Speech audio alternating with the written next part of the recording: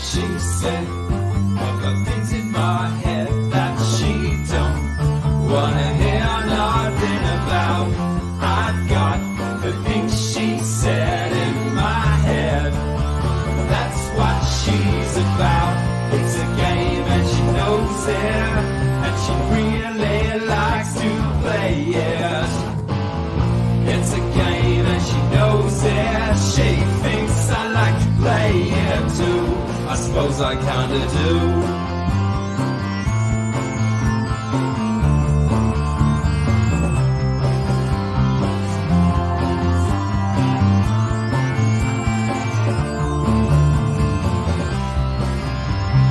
I've done things to her, she's done back to me.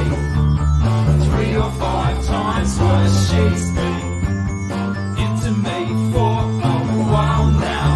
About where we've been and gone.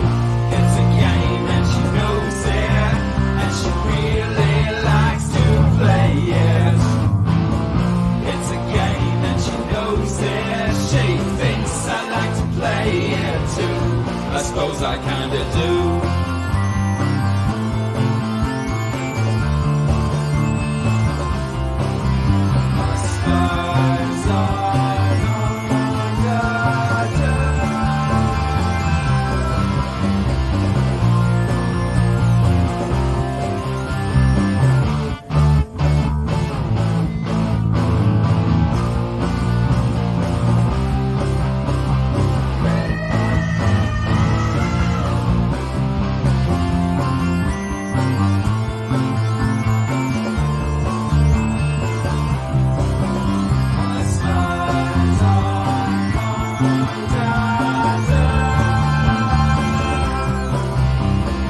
We've been sharing this space for some time.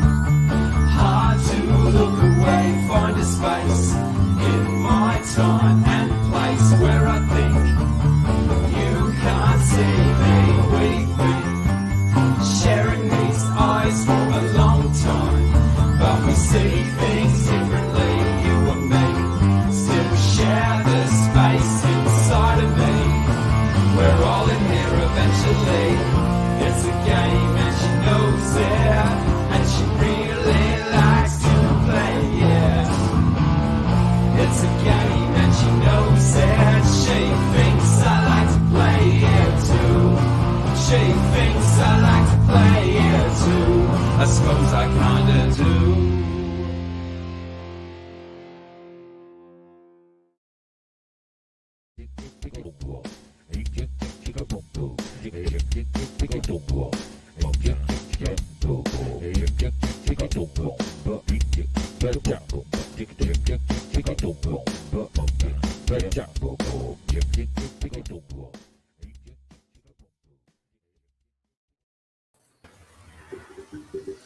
There they are. Welcome once again. Everyone all at once. That might be a first, actually, is it? Or have we all been here at the start before? Well, the scunge. Oh, okay, she's here now.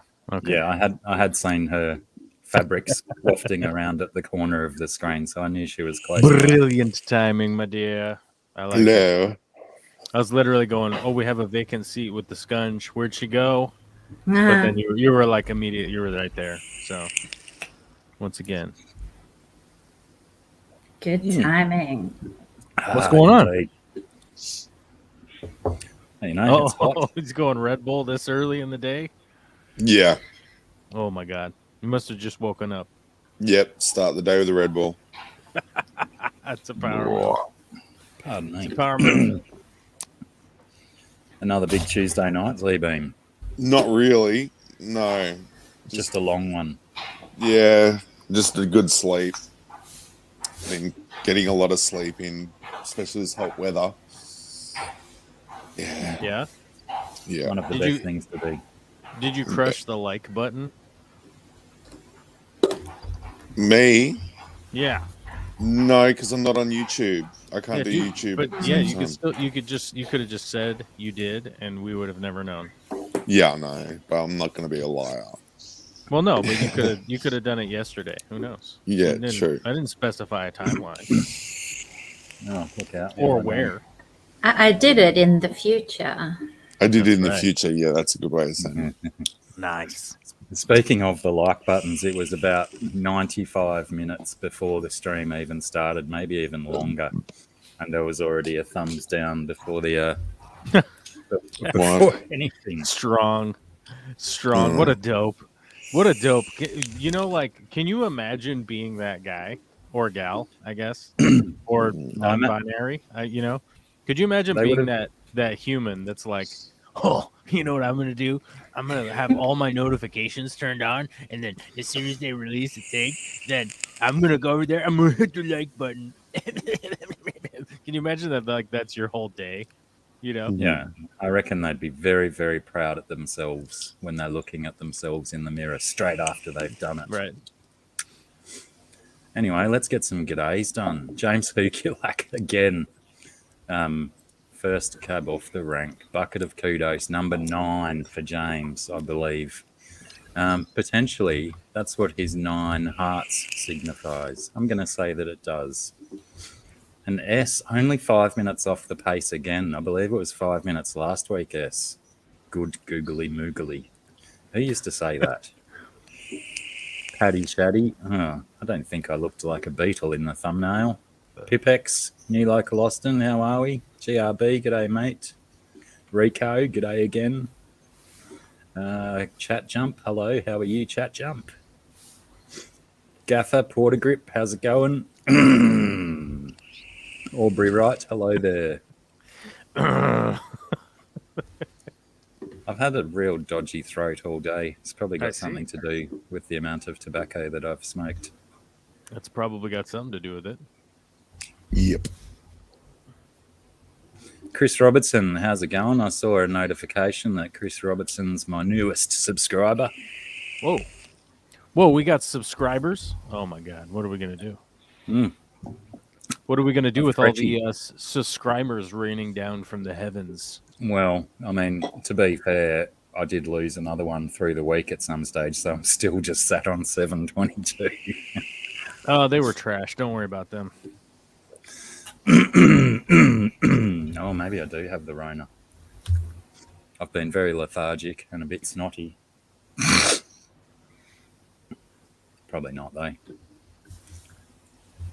Uh-oh. I don't even believe it exists. It's just a conspiracy. Oh, is it? It's a conspiracy. In our area. Those that have conspired. Yeah. How's the? Now you guys are doing the American thing where you start rioting in the streets because you can't get a haircut or whatever. Just Yeah, gotta but I wait. think they have. They've started opening a lot of stuff back up. Yeah. You just got to prove that you're double vaxxed Yeah. Right. to get into certain places, pubs, Which is and Well, yeah, some in- shops. In the States, basically what they're doing is they're airing whatever clips they have of the Australian protests, and they're claiming one of our big idiot politicians out here, which feel free to imagine the level of moron you have to be.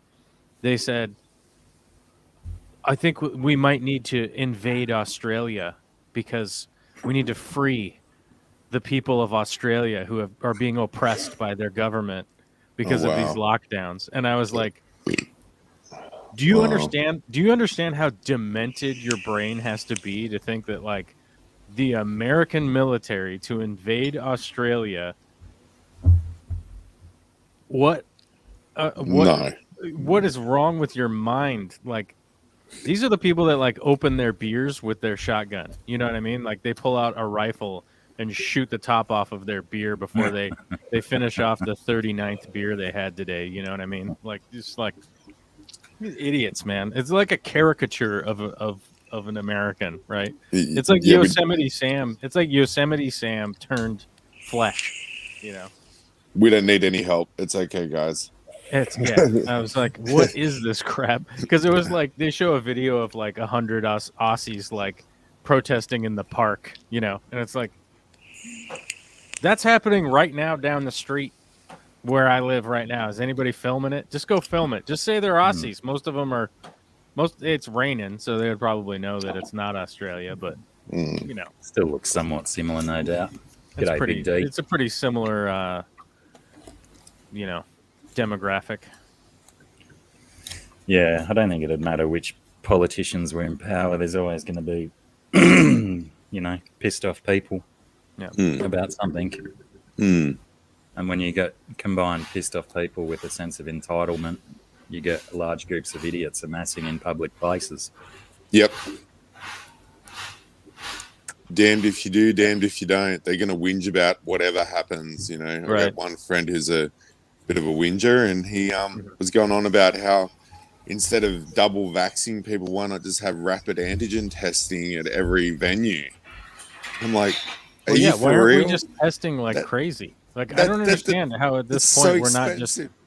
It's so expensive. Each test is worth at least $75, even if it was, publicly funded. That would just... They're $3 here. Yeah. They're $3 here because they're subsidized, right? They're subsidized, but the government's paying how much to the but also at the pharmaceutical same time, but also at the same time, so everybody's going to work, right? Yeah. Not everybody, but all the workers are going to work, right? Like, why aren't we just testing all of everybody going to work on Monday and Friday? Yeah. Right? Like, and then you just go like, oh crap, somebody there has got it. Like, we need to narrow it down.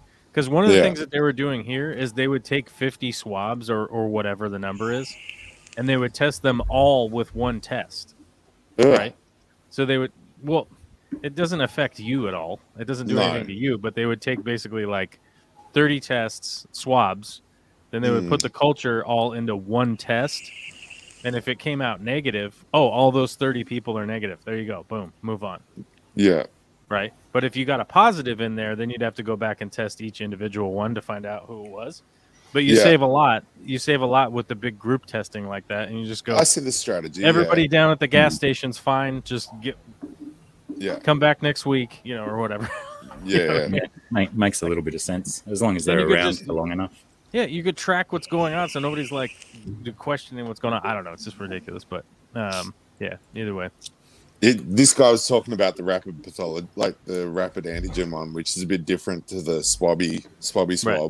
Right. And just basically, like, we've got one pub in town that's closed its doors until December 1st because they don't want to be checking people's vaccinated status. Oh, yeah. Oh, no, also they had a bunch of revolt, like some of their staff said, no, we're not getting vaccinated, so bugger you guys, we're closing the kitchen. And they were like, well, if we hired a bouncer to check all that data, they wouldn't be making enough money selling beers. Right, to stay open. Yeah, to stay open, so that they just shut their doors, I thought I saw them open the other day, though, like 2 days ago or something. The courthouse is still closed until December 1st. They've got the bottle shop open, but not the main pub. And the middle pub on a Saturday afternoon in the middle pub, there was literally 10 people in the pub. Right. So they weren't making much money. Imagine if they closed the bottle shops, how much bigger the riots would be then. Oh yeah. Yeah, imagine. Because like one of the big things here is that there's like they keep airing it on the national news that like the Seattle police, a bunch of the Seattle police are going to quit because they're not going to get vaccinated.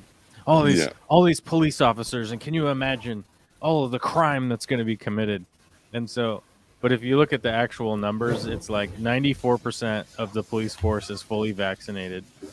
2% have exemptions for religious reasons, and so there's 4% of the police force is gonna basically just take their pension and retire, And you're like, my God, man, a 4% shortage in the current labor pool. Like, how will we ever recover? How God? How could we operate with? Oh no. 4% of the workforce like not here? You know, it's like.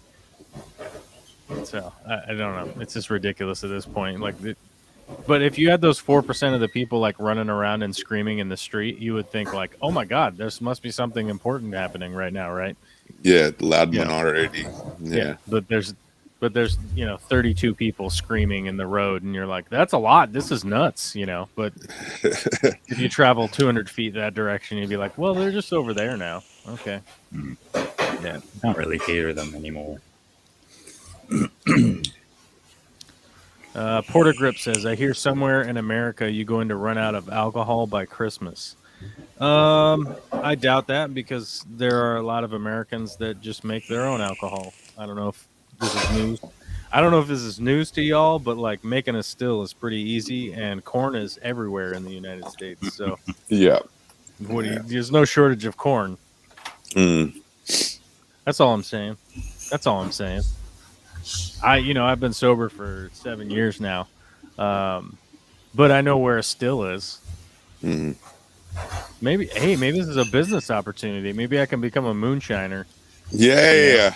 Considering, like, I'd be like the perfect moonshiner. I don't dip on my own supply, you know? Well, you need to test it.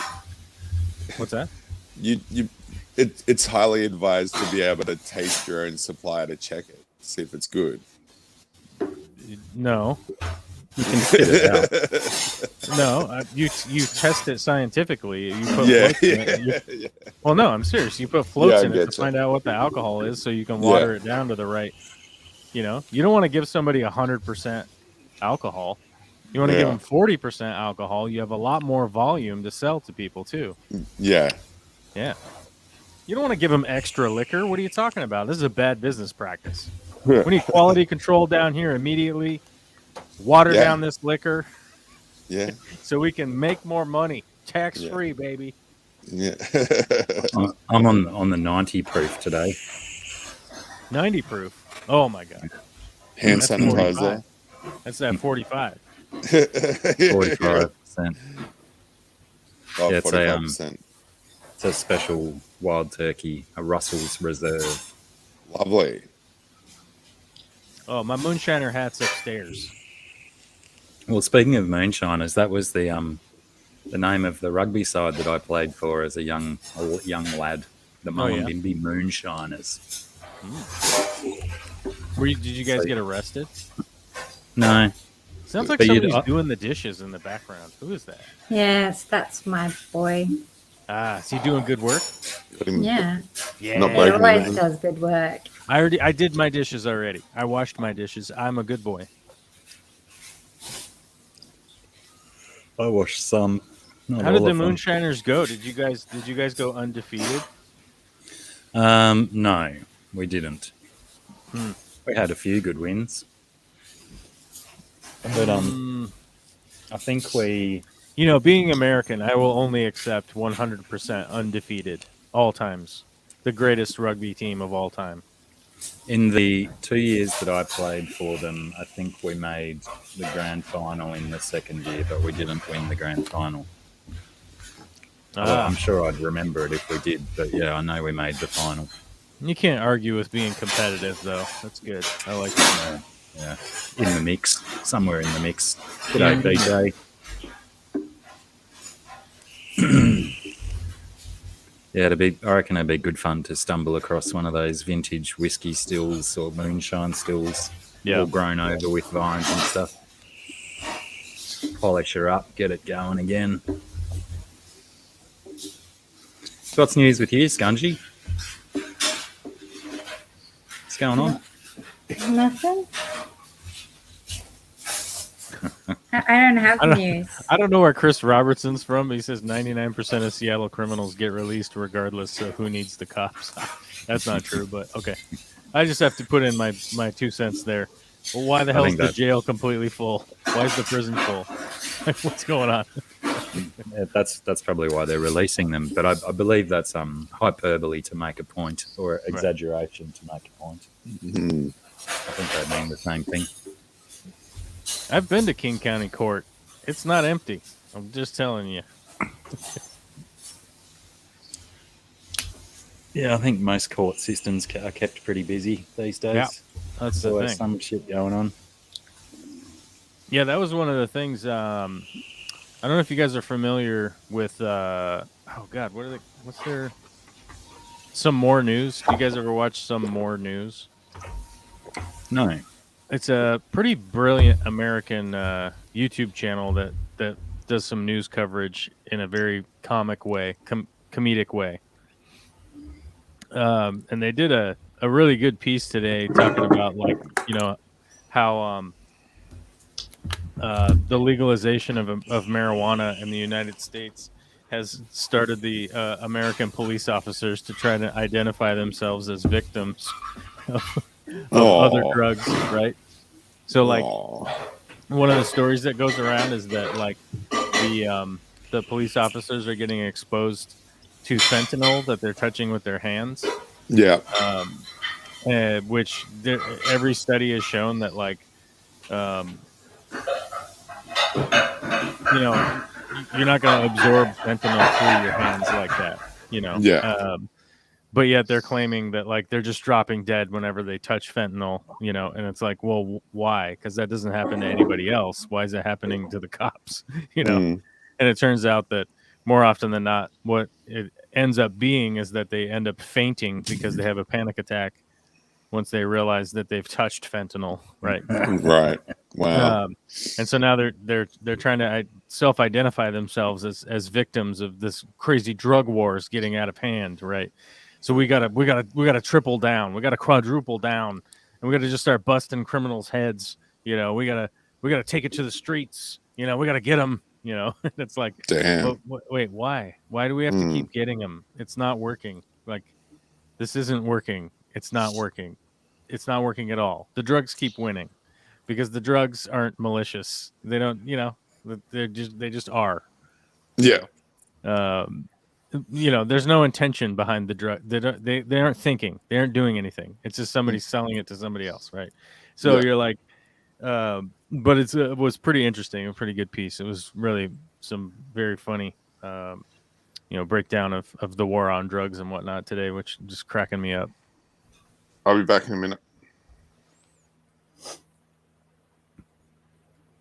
Uh-oh. Yeah, I haven't caught up on any friendly Geordies lately to see how excited he was about his mate John Barilaro getting done. I haven't checked in on him either. I've been too wrapped up in my own kind of weird vibe the last couple days. A friend of mine died on Sunday, or was found dead on Sunday. Yeah. So sorry to hear that. And then I found out on Monday that a friend of mine I haven't really been talking to because, well, the pandemic and all this nonsense, you just kind of like not hanging out with people, apparently has brain cancer, and they removed a giant tumor out of his head on like 2 weeks ago and all this stuff. And it's like, what the hell is going on here? But I will say that we went and saw Dune Part 1 on Saturday morning, and it was the cat's PJs. Like, it's fucking dope, dude. You got to go see it if you haven't seen it yet. Have you seen it? I've not seen it yet. Spoiler alert: there's an end. It ends, and then that's the end of the movie. So, spoiler: there is a beginning and a middle part, and an end part. Just so you know. But, so it's not part 1. It is part 1. Oh, so it's got an end, but there's more to come. There's more to come, yeah. But it stops playing movie parts. I see. Yeah. Right. Yeah. Right. Then you like have to get up and leave, or if you're at home, you just go to sleep or something. I don't know. Is it a streamer as well for rent, or is it just in the cinema? As far as I know, it's on HBO Max. Like, you can stream it on there. So they did both with this one, as far as I know. Right. I wonder what our equivalent down here. As soon as it came out, it's Dune Part 1 is the title. Like right at the beginning of the movie. It's not even, they don't even get you. It's legit just like Dune Part 1. You're like, okay, I guess this is not gonna be the fine. Okay, we're just going with it. But cinematography kicks ass, acting kicks ass, the special effects kicks ass, the music kicks ass. It's all good. And how is It the doesn't go deviate all crazy away from the book or anything. I how is thought they did the really good. how is the reimagining of the giant eternal sandworm god creature thing? I think they did a good job.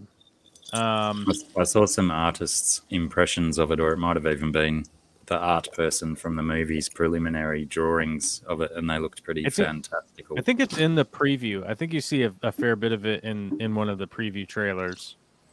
You know, I don't know if they were like super secretive of what the worms were going to look like, but pretty good.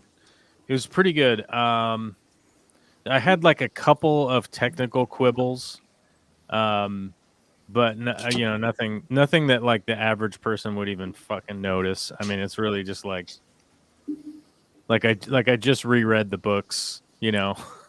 like I remember exactly what happens in what scenes or whatever, and you're like, well, that's a little bit different, but it's also, you know, for the theatrical elements, you know, where you just realize like, oh, you couldn't do that exactly like the book, because if you did it exactly like the book, it wouldn't be as exciting, you know. You gotta punch it up a little bit. Sure. But you know.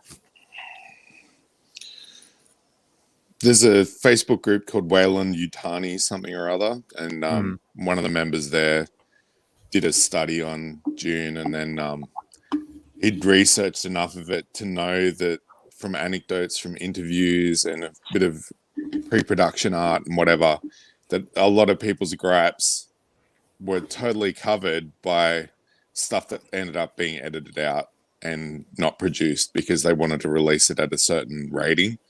So there is a R-rated version that goes for an extra 40 minutes to an extra hour, but they're not going to release that yet. They're going to save that for the DVD or whatever in the future. Oh, okay. I mean, it has, you know, I mean, there's it. Okay, hold on. It does a good job of having all the violence that could be in it, but like, I mean, if you've read the book, there's no spoilers. Okay, so just chill. If anybody out there is mad at me, the damn book has been out for 50 years, so go read it. 55 years. Sorry. Yeah, I was going to say, when was the book released? What's that make it? 1965. Yeah. So I think that's 55 years. I don't know. I'm no math wizard. Could be wrong. 56 probably. But you know, he gets in a duel with Jarvis, who's you know, he's like, I don't know, he's like an important fighter in Stilgar's guild, right? The Fremen guild that they get brought into, basically. And in the book, it's like a savage fight, and he over and over again tries to get the guy to yield. And I thought that they like ran past that a little quickly in the movie, but I think obviously it's for pacing. You know, you're at 2.5 hours. You know, it's pretty ballsy to put a movie out there that's like 3-4 hours long. You know, and expect people to somehow watch it. But I think they were trying to keep it within the realm of like 2.5 hours. But certain things like that, it's like the average person doesn't care. They're just like, oh wow, you know, the thing happened. You know, whereas in the book, it really drags on. Because it's sort of a pivotal moment for Paul. Like, it's the first time he ever kills somebody, you know, and he's ever in a situation like that. You know, that's the fight from the original movie between Sting and Michael York, isn't it? Michael York? No. Right. Nope. Is it the fight where he cries a tear for his fallen victim? Yes. And the enemies are supposed to respect him because he shed a tear for the person that he'd slain or something. He's shedding water for them. That's right, water, because water's so precious. Yeah. Water is super precious. So, yeah, I don't know if they're going to do something in part 2 or whatever to sort of rectify that or whatever, but like they just kind of ran past it in that. But either way, G'day, Nola Jane. Yes, It's talking just- a bit about Dune. No spoilers though. like I said, it's just quibbly stuff like that where no one else would care unless you're like really into the literary side of it. But if you're really into the literary side of it, you would already know. You'd be like, oh yeah, So You fill in your own I think blanks. the average person watching it is just like, oh whoa, stuff's happening, crazy. Like what are these crazy worms? Oh my god, what? So. But I had forgotten from when I was a kid, and having read the books when I was a kid, I swear like his dad played a bigger role in the books, but maybe it's because there's books before or something. I don't remember. But when I was a kid, I was under the impression that his dad played like a much longer role in the books. Maybe I just read them slower back then or something. I don't know. Whose dad? Paul's dad. Paul's dad. The Duke Atreides. Dookie. The Duke. Think of the tooth. But yeah, I will admit, like, that's the first movie we've seen since the pandemic. So it's been like almost a year and 10 months or a year and 8 months or something like that, which is a long time.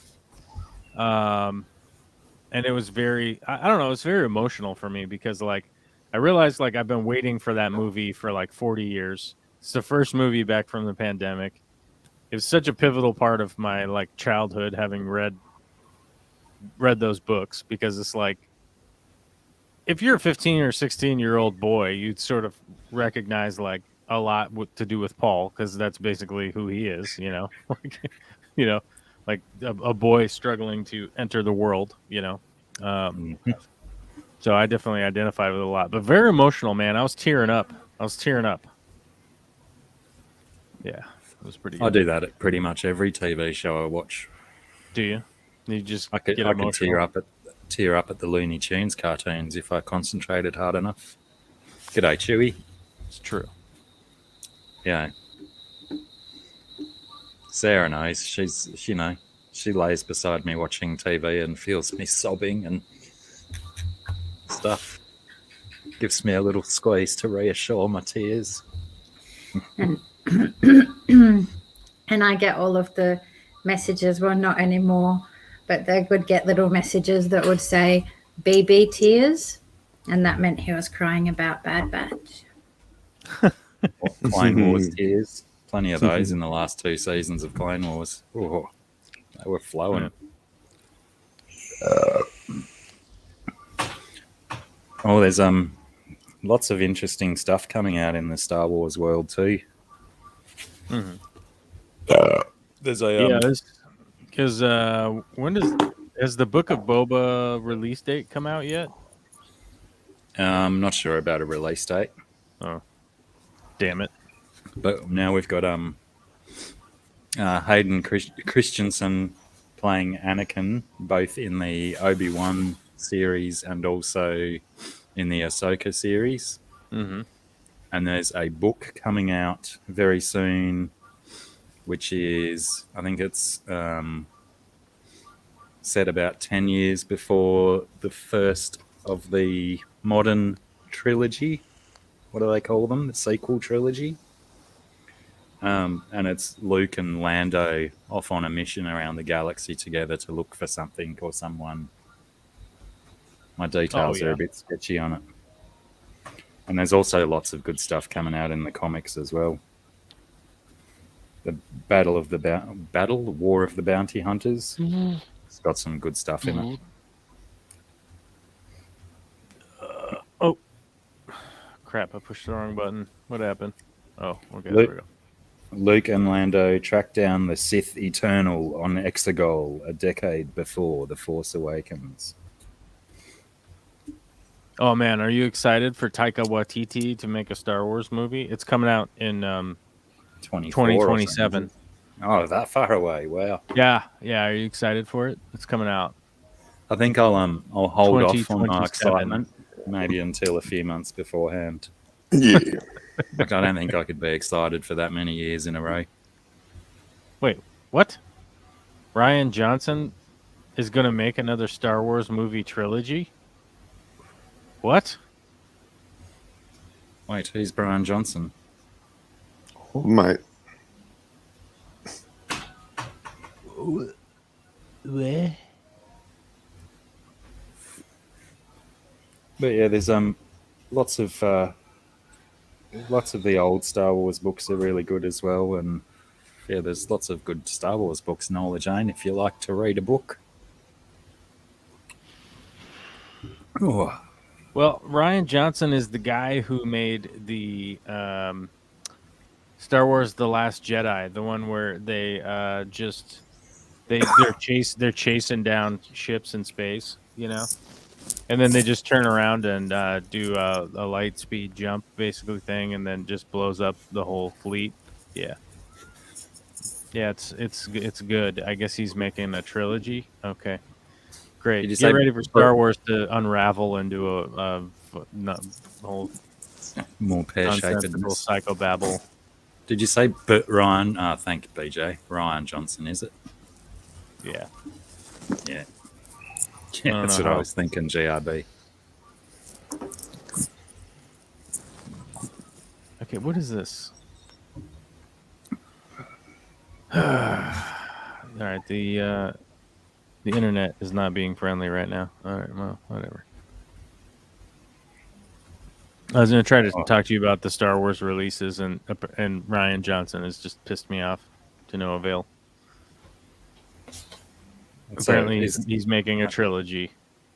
I suppose then it would be coming out after Taika Waititi's, wouldn't it? I don't know, man.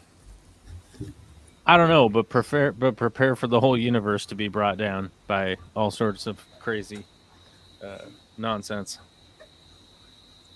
Well, I'm sure it wasn't entirely his fault. The problems that people saw with them. I'm sure it was a group effort. Okay. G'day, Paul.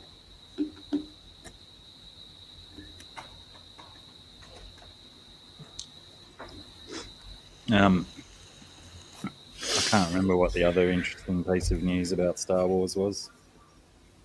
You said there was a book coming out. Yeah, that's going to be called Shadow of the Sith. That's the one where Luke and Lando go and track down the Sith Eternal on Exegol. Right. You know, Exegol, the planet that we saw. Did we see it in Mando? Or did we just see it in the Darth Vader comics? Basically, it's Palpatine's Sith base. Where all of his cloning stuff set up. Episode 9 or whatever. Yeah, and he had a fuckload of Star Destroyers just on top. Just everywhere. Yeah. They're apparently these Star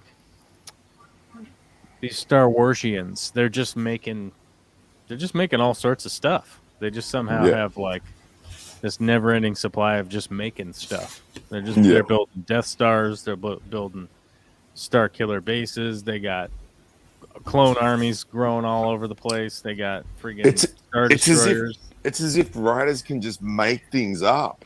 It's weird, right? It's as if. There's no substance behind it at all. It's just potentially that's why Salvage Crew is such a good earner for people in that universe. Yeah.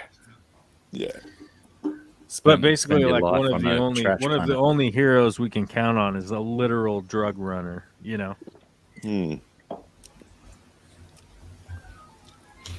Which brings us back to Spice. It brings us right back around to Spice again, because that was the drug.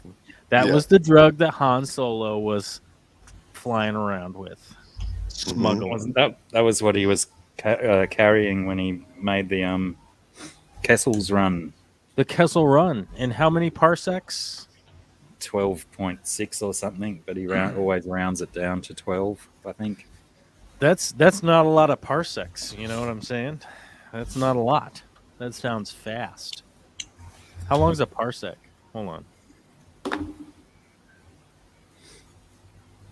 Yeah, I wonder what the crossover with Spice was, whether George just stole it off Frank Herbert or whether How it long was is just a go parsec? inky dink. What? 1 parsec is approximately equal to 3.26 light years.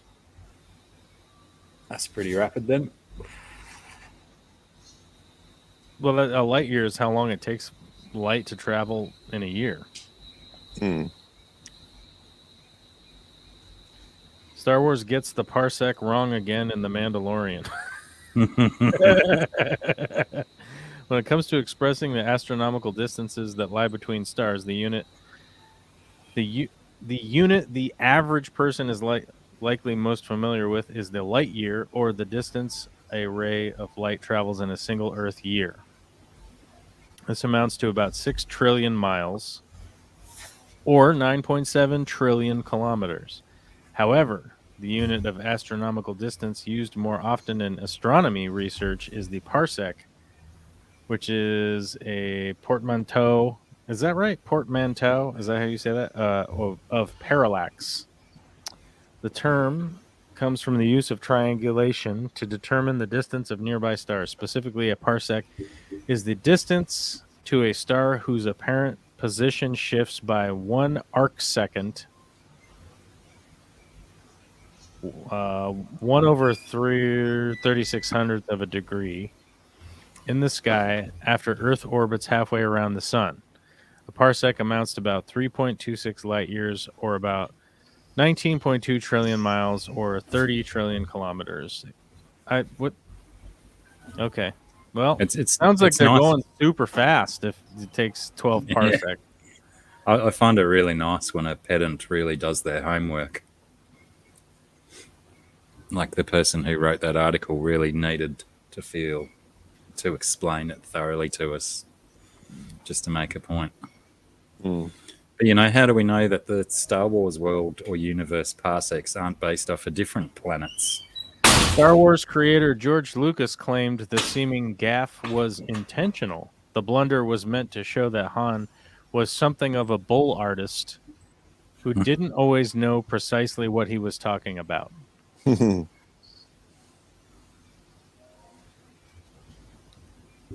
Maybe his Speedo was out in the Millennium Falcon. I don't know. Sounds like George Lucas used the term wrong and then tried to backpedal and just say that Han Solo was a braggart, and then everyone's been arguing about it for 50 years or whatever, and it's a distance apparently. I was wondering what a parsec was, and it's a distance. So there we go. The more you know.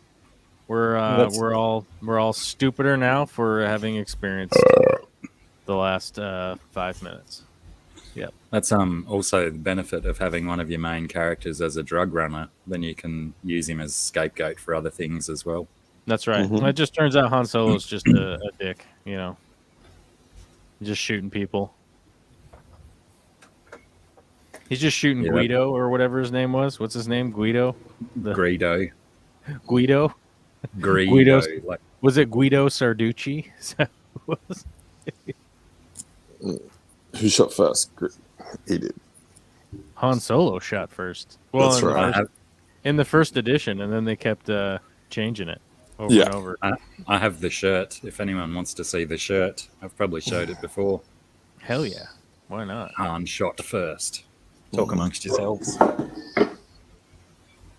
I've got a terrible CD that was made by Rick Rubin using all licensed samples of Star Wars movies from the original trilogy. And it is like, oh my God, so cheese. So fucking cheese. But it's still interesting to have. Because they're officially licensed samples and I can use it in the future. You can use it? Well, I can be a naughty boy and use it without paying royalties, yeah. I keep under the 3 second what is it? It's either 3.5 seconds or whatever. But yeah, you can rip other bits of music. Mm-hmm. It's another layer deep rather than me ripping it straight from the movie. Does it not identify it? Oh, it's pretty obvious. That's cool, Mike. The algorithms. Yeah, nice. Shot first. Yeah, cool. It's a good one.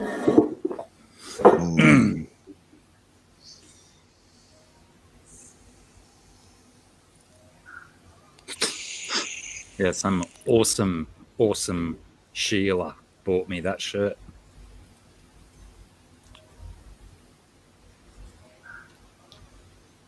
It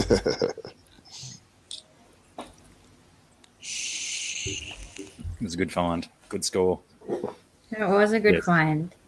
I found like, I don't know, 4 or 5 awesome shirts at Op Shop. That they're all like what are they, like Tea Fury or something? Where artists do like lots of mashup work and they make lots of really cool teas, but yeah. Like And there's all one in pretty much like the right size and stuff. So that what was was the TARDIS one. The TARDIS was suspended from the ship from Firefly over some other train as well, which was probably from something else. I didn't recognize the other bits from that one, but I just know that they do like I think they do heaps of mashup stuff. The doo-doo. G'day, Stevie P. The victor from last week, or one of the victors from last week. What did he win? He won a lovely piece of Scunge Princess artwork. Uh-huh. And Dee Dee won the other one. Did you ship it out yet? No. Stephen probably didn't want to hear that, but we've got to chuck them together in a. We're going to make them nice little packages to send out. G'day, 3G. So yeah, we'll probably do that at some stage real soon.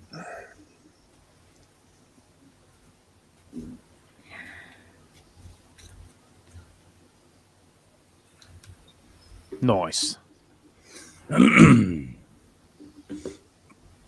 just got a photo sent to me. Jason, Perth Cichlids, ex-Perth Cichlids, now Kalgoorlie Cichlids, maybe. We're all on his massive big screen. G'day, Jace. Oh. Hope the move went well, mate. Hope you're settling in. What are we doing? Are we on at the bar or something, or what? What? Oh no, just in his house. Oh, okay. Just big screen. Yeah. I'll bring it up on screen. There we are. Cool. Always interesting to see your face on a big TV in someone else's house. Interesting or frightening. Oh, I meant to. Indeed. No, that's right, Stephen. You were saying that you expect yours by the end of 2023 or something. With the way our postal systems are both functioning poorly.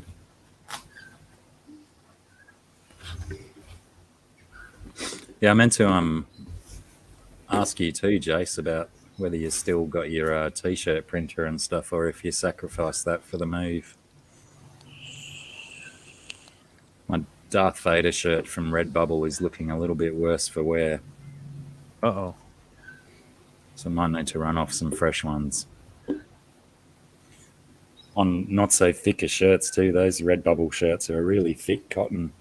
Not the best for summer. Well,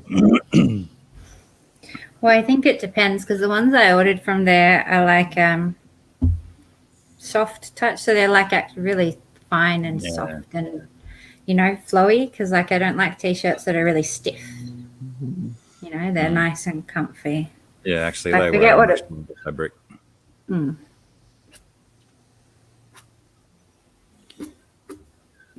Yeah, but I don't know. I might have to do another Redbubble test on something else and see if it's terrible or not. Oh, my guts are really going weird. So my floating island in my fishbowl experiment didn't work.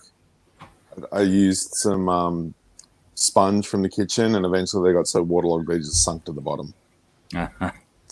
So that was a fail. But I then found a piece of balsa wood and chucked that in there, and that's held up a good 2 weeks now, and it's floating quite well. And I've rescued about 3 beetles that have crawled up on it as a little floating ship in the water, because insects dying in your water is not a good idea. It's not good because the fish are too small to eat them. But yeah, balsa wood is to go. Nice stick of balsa wood. Or alternatively, you could cut up bits of pool noodle and cable tie them to something as buoys. Yeah, true. Buoys. But the wood has it's got some good properties. It does get waterlogged, but it doesn't sink. So Yeah. I balsa sort wood's of the gig. imagine though that balsa would, it will still probably deteriorate quite quickly because it's such a light Yes. wood. It'll probably decay, but Yeah. it'll still last you a while and save your beetles for a bit. Yeah. I'll see how long it lasts. I'm up to 2 weeks G'day, now. Xanadu. It's like he heard you guys both saying doo-doo before. Now Xanadudu's popped in. Dookie.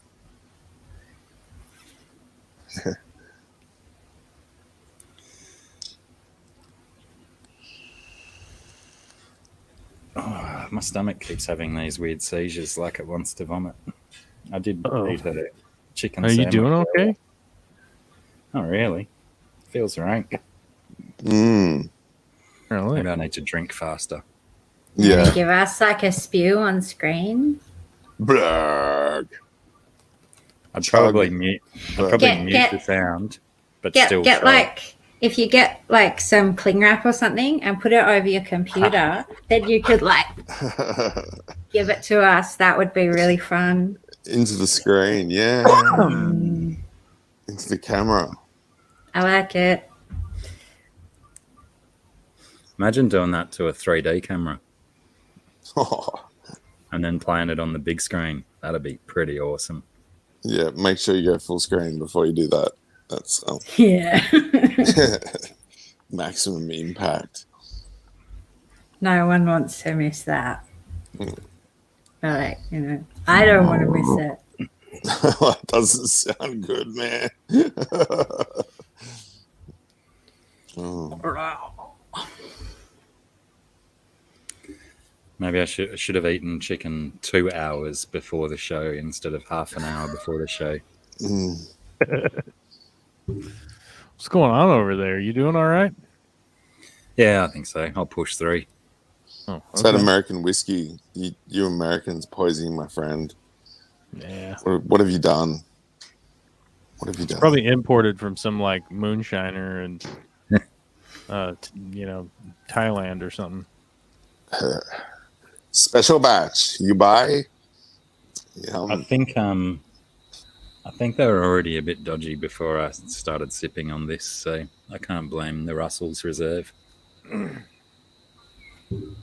Actually, Were they bad before? No, not really. I had to eat because I felt rank in the guts, and then eating may have compounded the issue. Oh, wow. 10-year-old. Yeah, it's real tasty. There's another one as well. It's also called Russell's Reserve, but it's a single barrel. It's a little bit dearer, and it's 50% alcohol. Uchi. Really tasty. Oh, wow. 50. 100 proof. Bindi. Yeah, I think so, GRB. That's why I said I might just be going too slow on them. Get them in there more rapid, and that'll ease the guts. But yeah, the other like that, they're both generally quite expensive. And yeah, that one was on special at one of the big bottle shops the other day. So I bought it. It was cheaper than a litre of wild turkey, which has been out of stock everywhere. Can't get a litre of wild turkey at the moment anywhere. Tried Brunswick? Yeah, they all kind of was- wrong. I did get one at Brunswick a couple of weeks ago when I was down in Bruns. Yeah. And they had, I think I got the second to last one. Right. And then the Bus in Milam got a box in, I think. So I bought two then. Mm-hmm. And then, yeah, ever since that time, there's been none in there. And then the one where I bought the Russell's Reserve yesterday up at Tweed day before, was, yeah, they didn't have the litres either. And that was like a massive big bottle A. Right. You know, you can use the BWS on tap app and order in whatever you want, and they'll get it in at the shop because it supersedes the manager and it fast tracks stuff to the shop.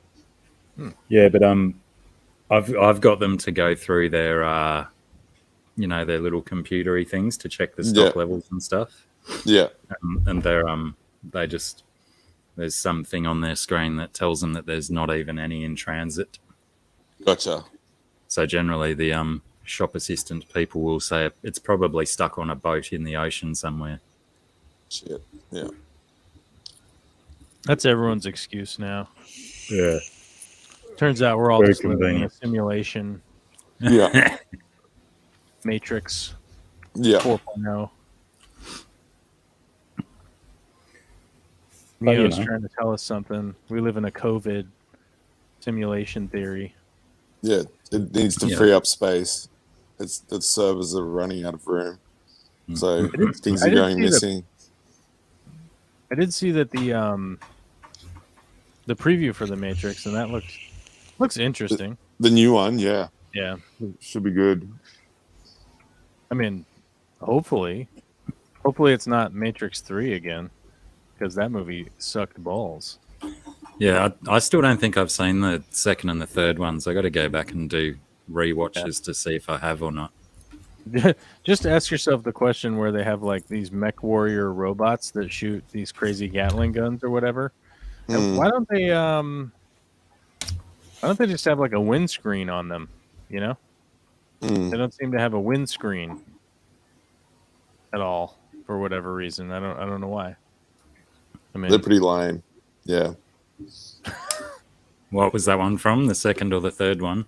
The third one.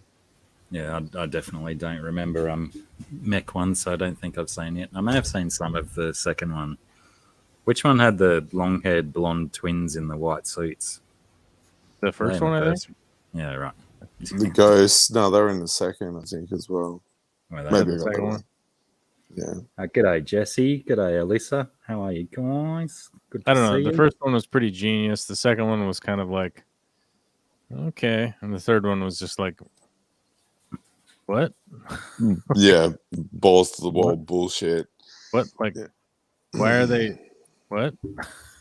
Like They're probably Yeah. the thinking, whole well, time they're we've just got like, these guys have all this future technology and stuff, and they're just like, okay, well, all right. Yeah. I'm probably just banging them out while they had all the Sydney studio stuff for cheap. Yes. Yeah.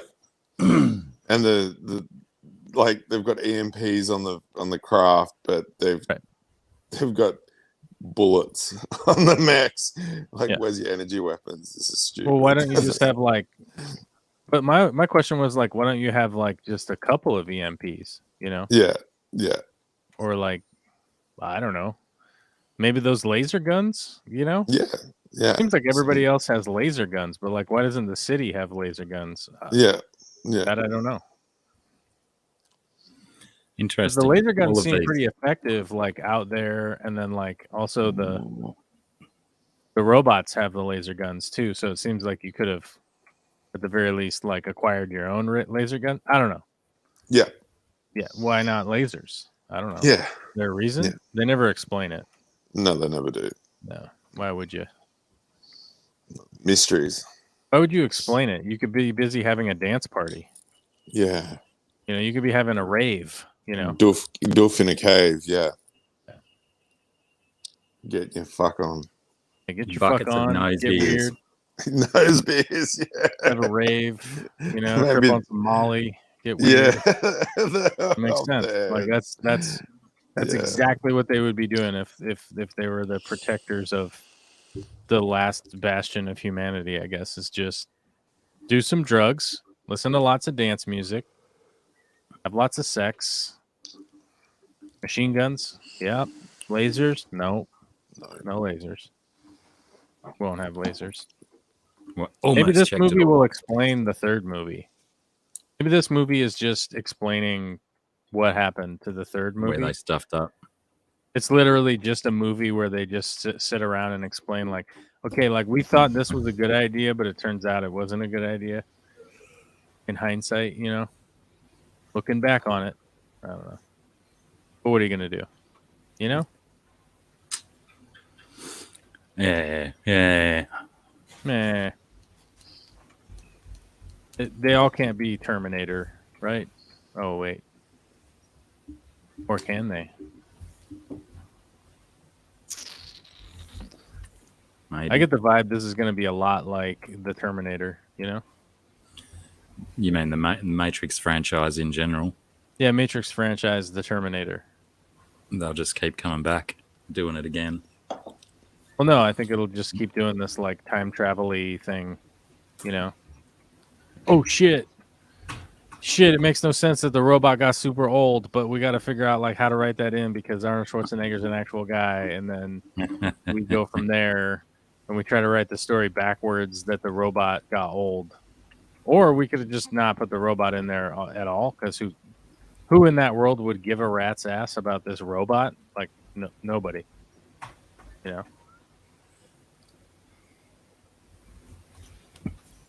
I wonder will Oh, they do yeah. now that all this de-aging technology is becoming so prevalent, if they'll start doing some more termies with Arnie de-aged. No, Neo's just aged in the Matrix there. In the preview he is. Yeah. No, I mean with Terminator. A digital actor. He's pretty stiff and robotic, really. But I'm saying my They prediction. could Well, my emulate his prediction voice. is. Oh, sorry. I was just saying, like, what my prediction is with the Matrix movies is that Keanu will continue to get older, along with all the other actors. I mean, they replaced Lawrence Fishburne with a younger guy. Even though I don't think Lawrence Fishburne is dead. Is he dead? Nope. No. No. So they just replace him with a guy who looks exactly like Lawrence Fishburne, sort of. I mean, he's a Low black pay guy grade. with the leather jacket and tiny little glasses, and he's all posturing like he's Lawrence Fishburne. But yeah, I don't know. I don't know what's going on there. Maybe they couldn't afford Larry. Maybe not. Which they could afford Keanu, Or but maybe- they couldn't afford Lawrence Fishburne. Maybe Salary maybe caps. Maybe he cap. also hated the third one. Yeah, it's all about new salary caps placed on Hollywood. You know, they've got to keep even field. Oh. Can't throw so much money at a movie anymore. Oh, okay. Yeah, COVID. You know, it's the big 'Cause of the lockdown. Rona. Yeah, the Rona. Yeah, Rona salary G'day, colour caps. guppies. Have they You dropped heard it salary here caps first. on the movies now? Is that what's going Oh on? yeah, oh yeah. It's like sports ball now. Let's make a Sports ball. movie sports ball style. Well, maybe that's Picking up all these free agents. You got to figure out. that's a good concept. To have two different groups of people make the same movie, but they're With the salary same capped. budget. Yeah, salary capped, and whoever gets the biggest box office wins the trophy at the end of the season. For sure. It's a good theory. You could make a movie about making movies. we could make a movie about making those two movies Yeah. into a movie. Yeah. We could make mash up. we could make a movie about them making the movie, but us reviewing them making the movie. Yeah. Or I think that's like Silent. Isn't that Jay and Silent Bob movie? Yeah. I think that's what that is. Once It's Upon like- a Time in Hollywood is pretty much that as well, in a way. I guess that's true. Mm. Then again, I guess. Well, let's see here. Like, do you think if we had a Quentin Tarantino budget, we could make a decent film? Yes. Okay. Yeah. I feel like we could with that kind of Yeah. Skrilla, you know? Yeah. If somebody was like, here's $180 million. Can you make a film? Oh, yeah. I think we'd be like, well, we'll make films for you forever. We'll just keep making them, and then you just pick one. Or Yeah. all of them. Do whatever you want. We'll just keep making them. There's a lot of untold stories of Australian youth. That's right. I've got a excellent experience up my sleeve that could be turned into a script one day, but you know, whether or not it ever happens, I don't know if it would. But we used to scout out and ride freight trains. That was fucking awesome. That's how my buddy Eric died. Yeah, really. Well, we didn't lose a soul. We kept it together, and we were riding on the roof, going, you know, over 80 kilometers per hour under the full moon, surfing the roof of the train, and managed to get off the top before the tunnels came. That was pretty fucking epic. That sounds like a good night out. Yeah, it was. It was excellent. Took a lot of planning. A lot of cunning. Planning. We had to scout out all the stops after where it stopped at Berry. We had to check where it stopped, and the first hit, it flew straight through the station, and then the second station on the line, it actually stopped. So we're like, okay, next weekend we're getting on this fucker. That was awesome. G'day, Riley. Yeah, the closest I came to doing that was we used to have this camping site out the tunnel road. You know, the tunnel road beam, Z-beam, beast. I was going to call you. Yeah. There's a campsite out there, and there's this rickety old wooden bridge over a creek. Yeah. Where the sleepers are nice and wide apart that you can drop down them. And it used to be the train would come through Mullum at about 9:50 at night. Mm-hmm. And so we'd go and get on the train bridge over this creek and drop down between the sleepers and hang from the sleepers while the train goes over the top. Oh, that's dangerous. Man. You're asking for it. Says the guy who runs along the roof of the train.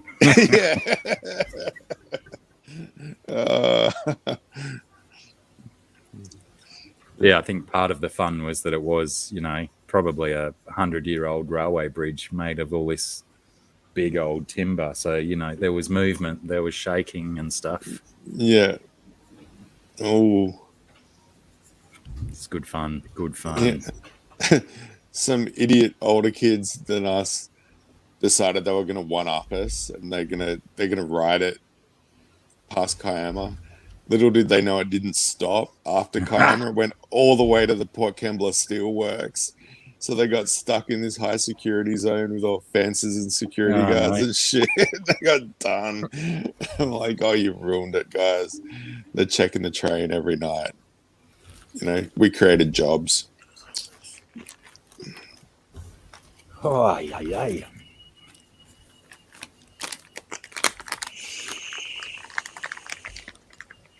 Jump trains across town. Is that the same thing? Just getting on the outside of the train and riding for free? I guess that's what that means. Could be. You'd think after all those hobo movies and whatnot that they'd just shut the doors on their freight cars, isn't it? Hmm. G'day, Fish Keeping Jamaica. How you doing? Don't think I've seen you here before. I'd like a rock from Jamaica. I've got a bit of calcite supposedly from the Caribbean, but I don't know if it's actually from the Caribbean.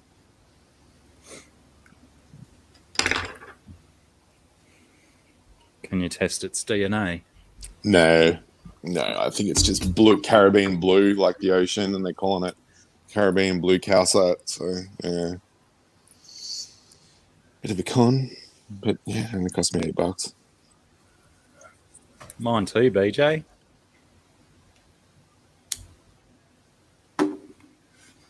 Worked on the railways for many years.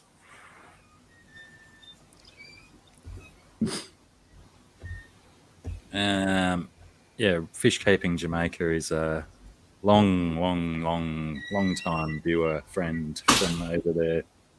Cool. It's quite an educational little channel. Well, little channel. I think it's much bigger than mine, but Yeah, that's not difficult.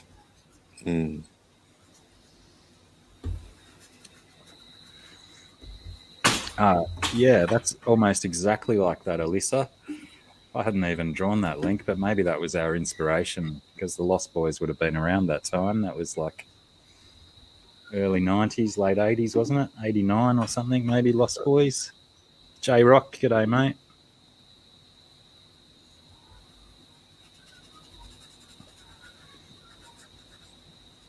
Skitchin. J-Rock does stuff. We had a video game on the Sega Genesis or Mega Drive over here called Skitchin, where you hung off the back of cars. It was like a version of Road Rash. And instead of motorbikes, it was rollerblades and hanging off the back of cars. It was pretty violent. Good times. Good times. Yeah. Is that what J-Rock means, though? Or is he just like wearing out every single pair of shoes he ever owns because they're sliding on the bitumen? Oh, with shit. their shoes. Wow. They get bloody hot too, wouldn't it? Yeah, you need some G'day, Heelys Joel for D.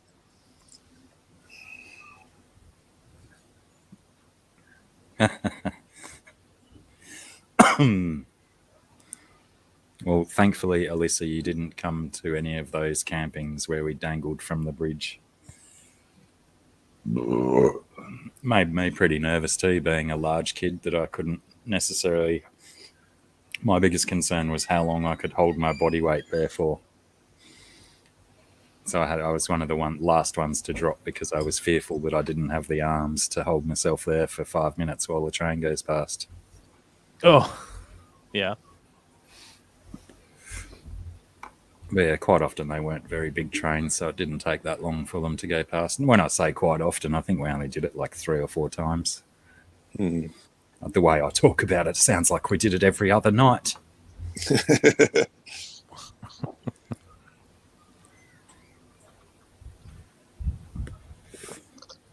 Oh, nice one, GRB. Baby yabbies. Dinner time. Ooh. What do you got breeding, GRB? Red claws? Browns? What are those spiky ones that I always talk about that now I've forgotten the name of? Rainforest craze. No, they're awesome as well. There's a spiky one from a particular river. Maybe they're the Murray River craze. Anyway, clearly my brain isn't functioning 100% today. Apparently.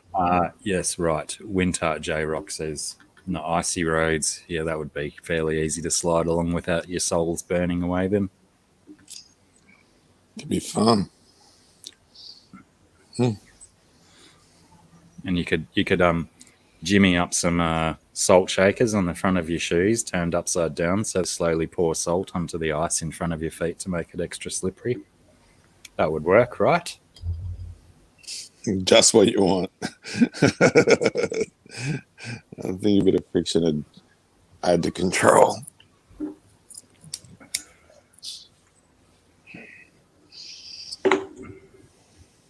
All right. G'day, Kenny.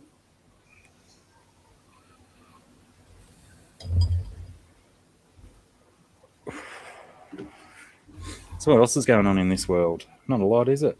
What a boring week it's been. I don't know. It's a fairly exciting week, but nobody's seen any movies. So, That didn't help. When you're is there any places over there like you've got a vaccination card or something, don't you? Do you have to show that to get into the cinema? To get into the theater, no. Mm-mm. Are they still doing limited seats, like 75% capacity or something? Yeah, or it are they was just like back to full? Yeah, it was like 75%. You're supposed to wear your mask and everything. But yeah, the theater, I think they just kind of are like, well, we're just open, I guess, sort of deal. I think they're not allowed to sell all of the seats, but let's be honest, who the hell's checking it? Like I don't know if anybody's checking it. It's not like the cops are coming around and like busting the theater. So maybe that would be a good job for all of those cops that are quitting. Yeah, all the cops that are quitting, they can start working at the movie theater for $7 an hour. Cinema cop. With no health benefits or a break or anything like that. There's the sequel to Paul Blart Mall Cop, Paul Blart Cinema Cop. Paul Blart Segway Cop. Segway Cop. G'day, Vitra. How are you? Well, we do have some cops that ride around Segways in downtown Seattle. So that just goes to show you how seriously they take on the crime. Not to mention the cops that ride around in the downtown of the city. That's concrete everywhere, by the way, on a horse. Yeah. We have them in Sydney too, and maybe Melbourne as well. The mounted police. Just on a horse. Ridiculous. Yeah, you're really taking crime super seriously while you're gallivanting around in the middle of a concrete area on your horse. Do you think it's just more about the regalia and maybe a relic of the past that they're clinging onto instead of it being 100%. Are you kidding me? If you had a job where they would pay you like a ridiculous amount of money, you got full benefits, you got to carry a gun around and yell at people, and then you also got to ride a horse for free, would you do that? No, I don't like I'd ride a horse for free. Well, would you ride a horse and get paid? Yes. Yeah, there you go. See, that's what I'm saying. But I won't yell at people. But if you like, I have like a buzzer or a horn or something. If someone's like doing something stupid, I just like yee at them. I could do that. Yeah. Yee, stop it. My phone's doing the overheating thing, so I got to go, guys. It's been great. You got a great day. Hope you feel better soon, Mikey. Yeah, thanks, man. Sarah. I just take it easy, Dave. Bye. All right, bye-bye.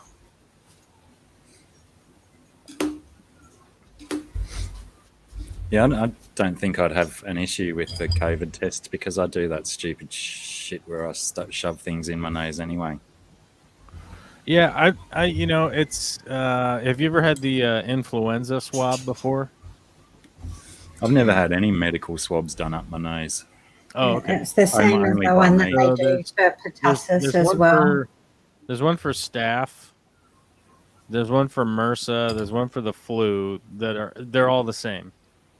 If you go into the hospital and they think that, wow, man, you might actually have influenza, not just a random virus or whatever, they'll swab up your nose to see if you actually have the flu or not. But it's the same swab. They just go up in there and rattle around up in your sinus, and it makes your eyes water. But it lasts for like 5 seconds at most or something. So it's like, it's not that big of a deal, honestly. Yeah. G'day, Aquamate. Yeah, well, sometimes I get blockages in my nose that I can't shake, so I've got to stick a swab up my nose to try and shake it loose. And 9 times out of 10, it's because the swab's about. I try and get in the thing. It's like about yay long, like a cotton tip, and they get it up and to go like it's not just up. They go right to the back of your throat with it. Yeah. Yeah. I'll have to give that a go. It's long. all the way up, in and out. But, you know, they do it to little kids and stuff. So, Yeah, grown adults, I think, can handle it. I mean, it's like, yeah. It's I mean, not you're just fun. like, you know, yeah, yeah. It's not like I don't know. It's not like super fun or anything, but it's just like, yeah, this sucks for 5 seconds, and then it sucks for 5 seconds, and then your eyes water for a little bit. You probably sneeze, and that's pretty much that's it. Oh, damn. You know, like I've stubbed a toe and it'd been way worse, you know? So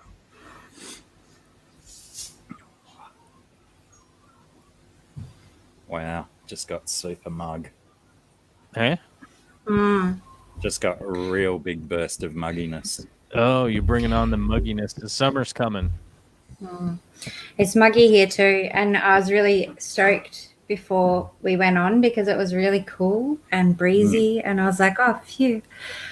Because when we went on Pam's the other day, I was so hot. I was going to die of hotness. It was gross. Yeah, it's been like we had what's called what did they call this thing? The Cyclone bomb. We had a big giant it looks like a cold hurricane. Ooh, interesting. It was like blowing around out in the Pacific. I don't know if it's blown through now. I think the advisories are over, but it was like pouring down rain, hailing, cold, and windy like 50 miles an hour. I don't know. I looked at skimmed That's what was past. happening. I skimmed past the thing in the news feed today that was saying this massive big weather thing that was going to smash Australia, I think was the word they chose. But yeah, I didn't read it to find out how far away it was or anything. Maybe it's that one moving towards I us. didn't see any imminent smashings in the upcoming week. I was having a look earlier because it's meant to get hotter for a couple of days, and then we're going to cool off and get a bit more rainy days. That'll be nice. Yeah. And Can't wait. there was nothing extreme on there except for a couple of hot days. So it The must be West Coast. further away than that. Yeah. Yeah, the West Coast was slammed by a record-breaking bomb cyclone. The parade of storms walloped the region over the weekend, leaving behind destruction triggered by the heaviest rainfall in a 24-hour period some areas have ever seen. Yeah, there's a lot of flooding and stuff going on, but power was out. Not here. It flickered a couple times, but our power stayed on, so yep. That's what's been going on here. Yeah, I can't find where that weather one was about us. Might have been in the other news feed. Yeah, so up in the mountain, Mammoth Mountain, California, the wind reached 159 miles per hour. That's pretty rapid. Yeah. What is that? 159 mph in About kilometers. 211 roughly.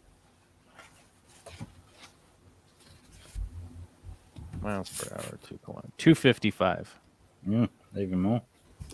255 kilometers per hour was the wind up in the mountain. It wasn't that high down here, but you know, up in the mountain, it was wild. Perfect for kite flying. Yes, perfect. Steel ribbed kite, maybe. I believe Or that's carbon strong enough fiber. to just lift you off the ground. Would be. If you I had think down a at big sea level, jacket. I think the highest it reached was 70 miles an hour, which is crazy. Still pretty quick.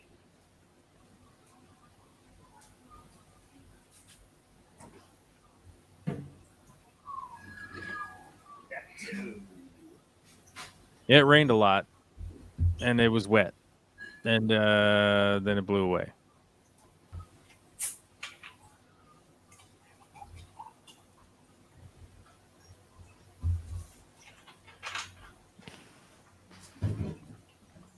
Oh man, the bomb cyclone is moving east.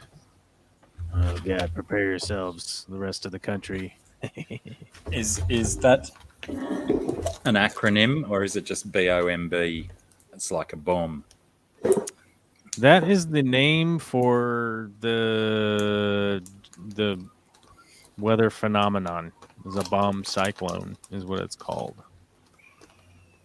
Which means it's an extremely low. It's a big weather system with a lot of moisture and an extremely low pressure center. So that's just what we call a cyclone, though, isn't it? Yeah. This one's called a bomb cyclone because it's exceptionally powerful, I guess. And that it's happening in cold weather, or don't we? All our cyclones come in the warmer weather. Yep, this one's a cold one. This one's a cold one. It's cold. It looks like a cold hurricane, basically. Or I guess a cyclone, kind of the same thing, right? Or something. Well, what's the Probably. difference? We call all of our cyclones here. So you've got think- cyclones, tornadoes, typhoons. I'm missing one. What's the other one I'm missing? Hurricane. Hurricane.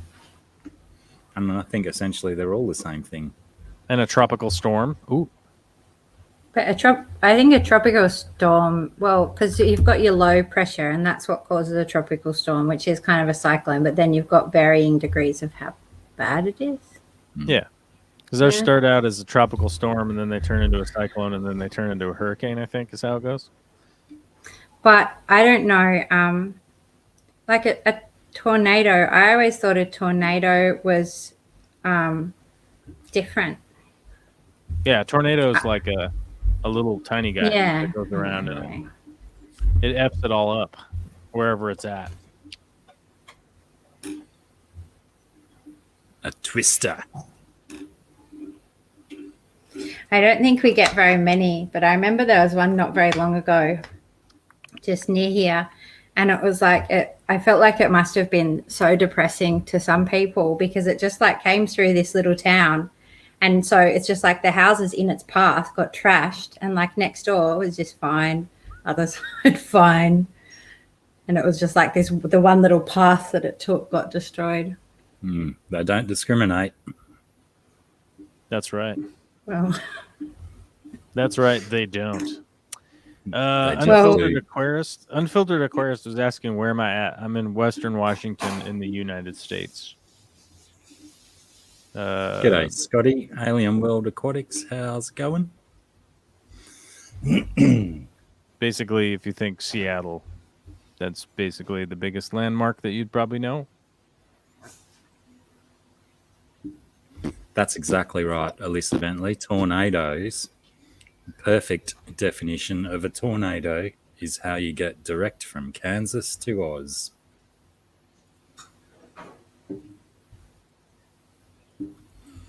Good old Dorothy Gale taught us that lesson, didn't she?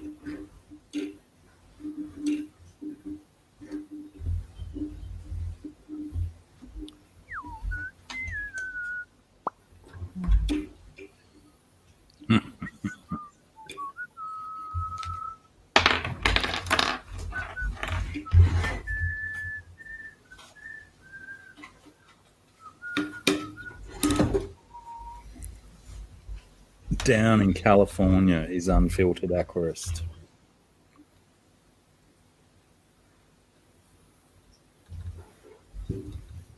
Oh. It's almost time to set the fan up out here.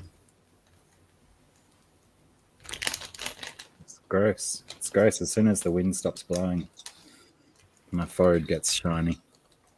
I need one here too, or I need to, if I'm going to do this sort of thing, to set up it in my bedroom. I think. I had this little guy, but it made too much noise the other day to have it on.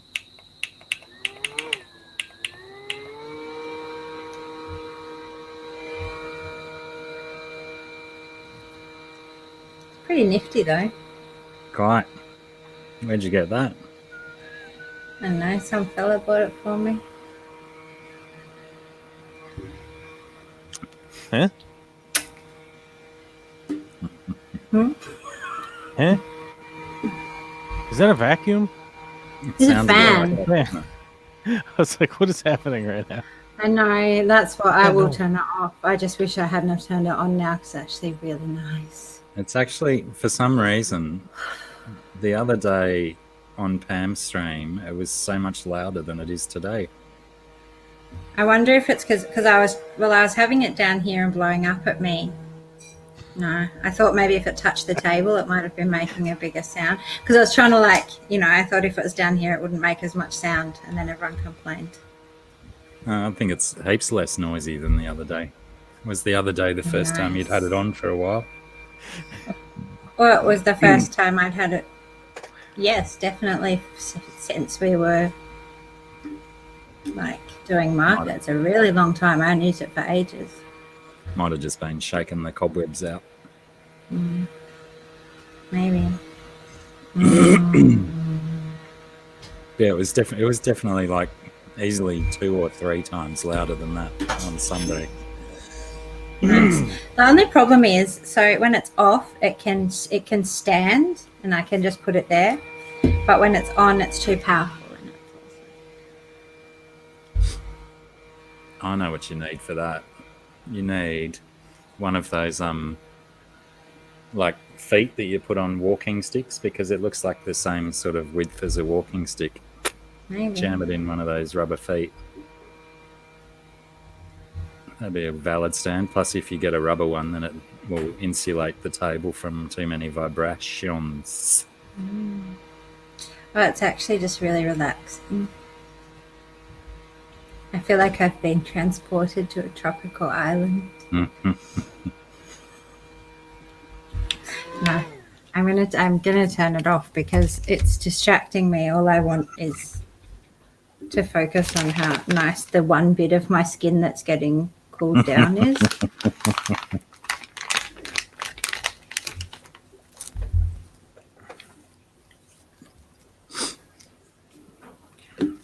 But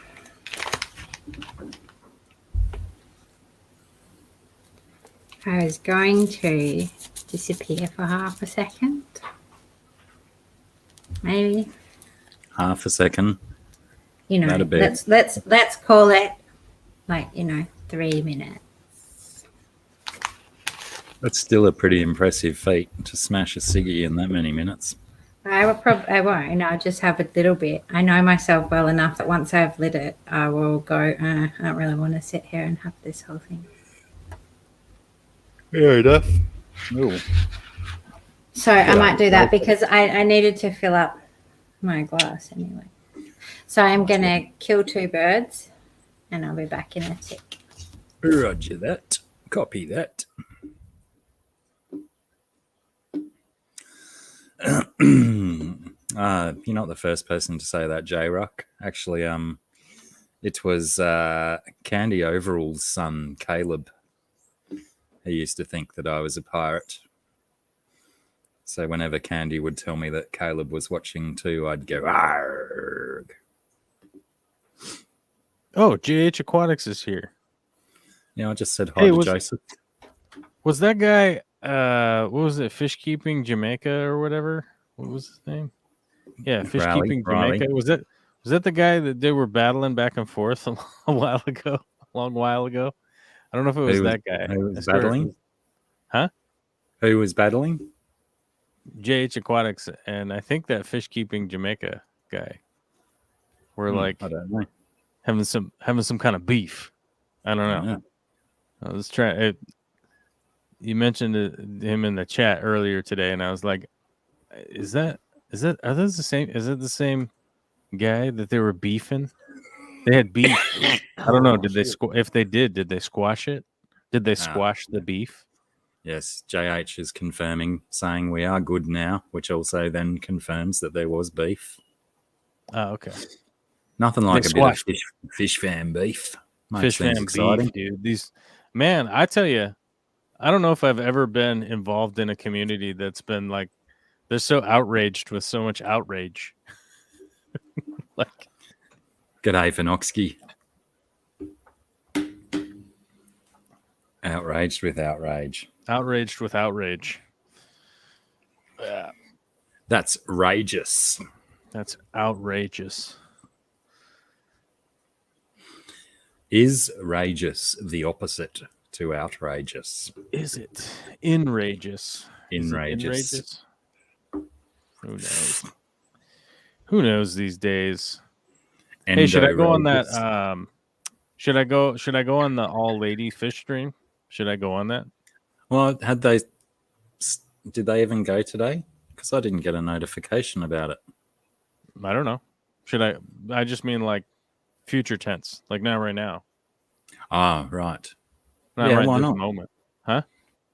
Why not? I think they might have taken the day off though, because like I said, I didn't see a notification because normally they start around the same time as Bentley. What do they? Unless Do they they went normally on- go on? On 503, right? Yeah. Let me see. 503. Aquatics. Because I normally get the notifications around about the same time for those streams, and I didn't see one for them today. So yeah, they might have had a day off, or maybe I don't know who else. Maybe it was I on don't know. someone else's channel that I'm not subscribed to. They or finished something. streaming 50 minutes ago, so And was it on 503s? yeah. There's DD and Just Main Fishtails and 503. Should I go on there though? On the ladies' night? You mean go on screen with them? Yeah. Should I go stream? Should I go on stream with them in the future on ladies' night? Yeah, you might as well. If you like. I'll throw on a little If you push up, want to. a little push up. Get the ladies up a little bit here. Just to so you That fit could in. work. Throw on a little sundress, some mascara.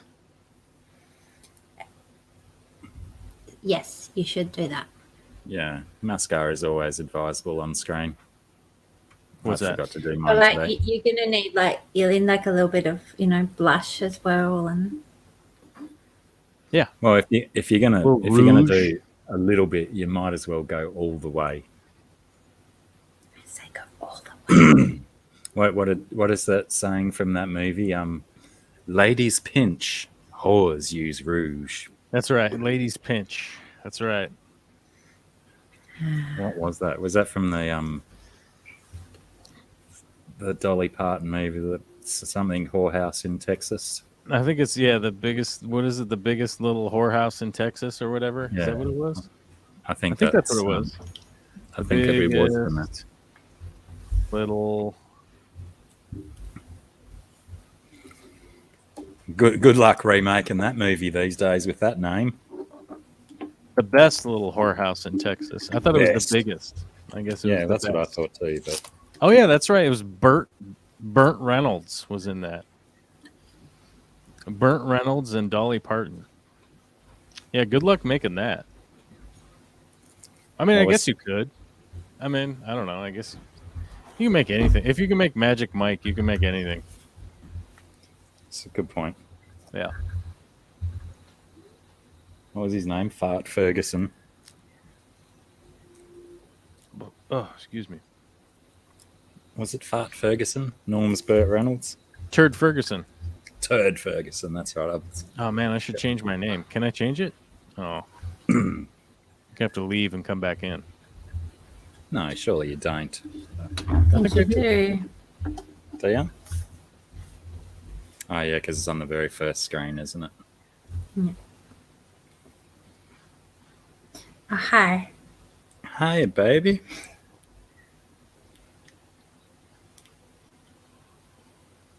Do you want to see my drawing? Yes, please. I'm sure everyone would like to agree with me. I that don't know. we're I don't know that I'm not saying like it's awesome, but it's what I was doing before.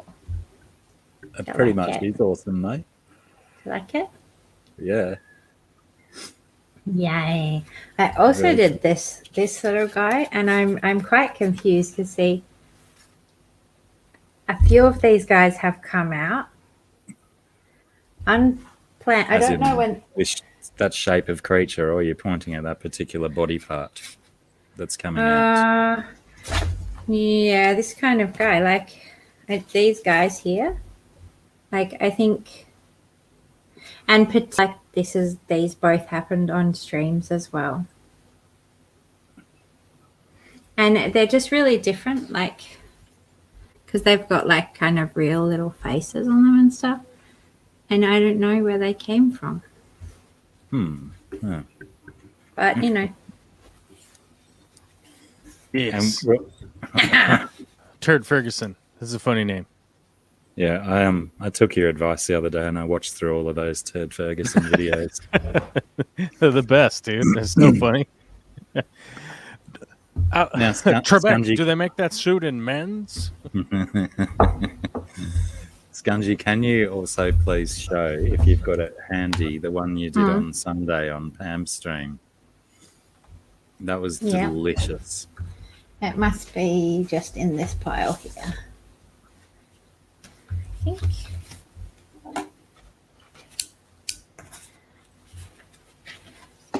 I think it is. There it is. This one, the every direction one.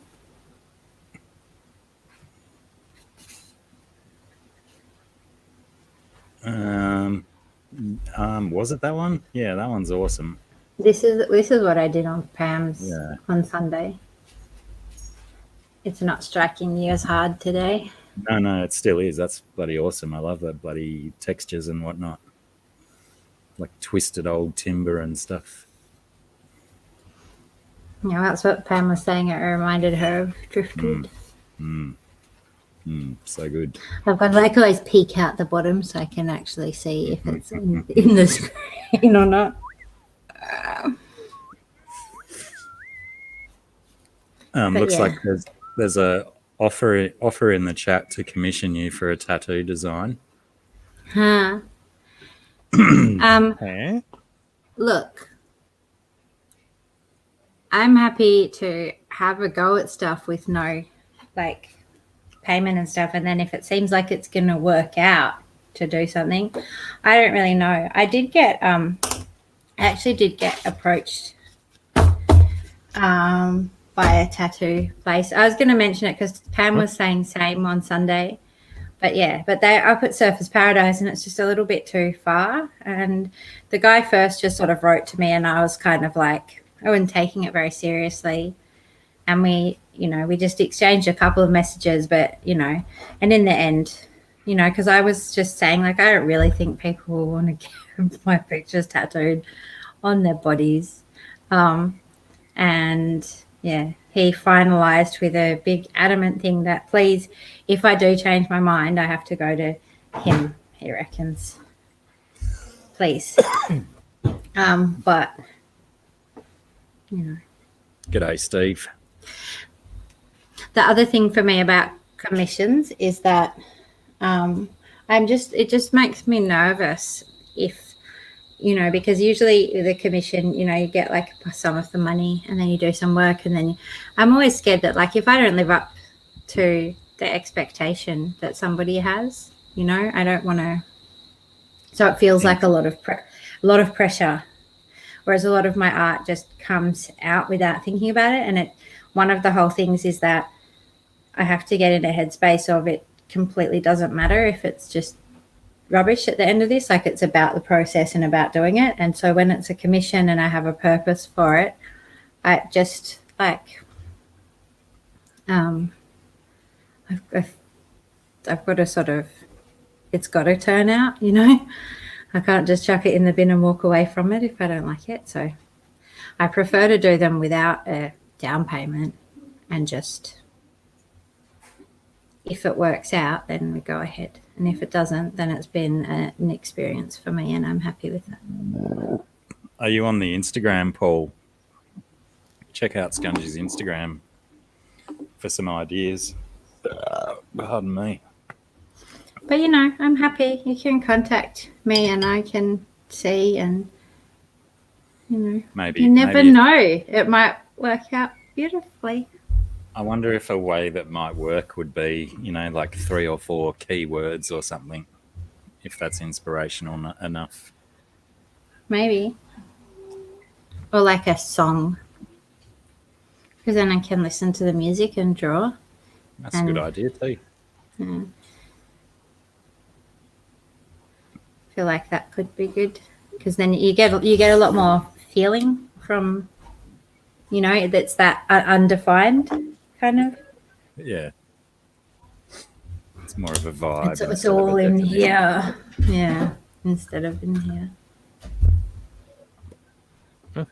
Hey. Sorry, I got distracted. I was trying to read some nonsense there. Sure. And then I said, hey. Anyone What, see that huh? Boston Formula One race? What a good race that was. Oh yeah, Yeah, like I'm- I see like a little bit of it, or so like. I didn't But- watch any of it. Did they do well? Oh yeah, it was good fun. Did they do well at the motorsports? They motorsportsed like there was no next Thursday. They just sporting hard? Were they just full on sport mode? Yeah. It was a nice track. I'd never seen a race on that track before. Which one were they at? Austin, Texas. Austin, Texas. Ah, the jewel of Texas, huh? Is that? What do they call it? That's a pretty dull jewel. What, Austin, Texas? Oh, you mean the city is? I was gonna where the place is where they had the racing. If that was the jewel, then yeah. Have you ever been to Texas? I have never been to Texas. Okay. I probably will never go. Not with that attitude. And that's the attitude I shall retain. But if we get your meat allergy sorted out, you'd want to go to Texas for some barbecue. I'm probably going to start arguments now, aren't I, about where the good barbecue's at. With whom? I just think if I was going to go to the thing of traveling and going somewhere, probably not going to. Yeah, I've probably got a few other places higher on the list. Oh. What's higher up on your list? I'd like to go Japan. Japan. Could make that happen. Hmm.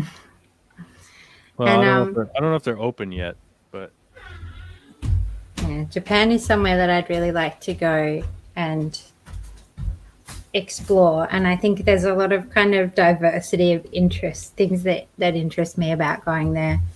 But yeah, and I don't know.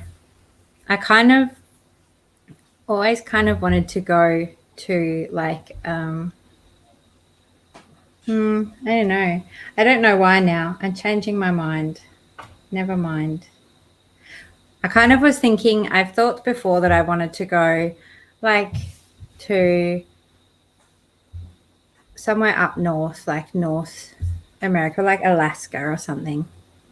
But I actually think if I really had to narrow it down, because I've, being semi-realistic that I can't go, everywhere and I've got to choose a few places, I actually think that would just be too much white for my eyeballs and I'll choose somewhere else.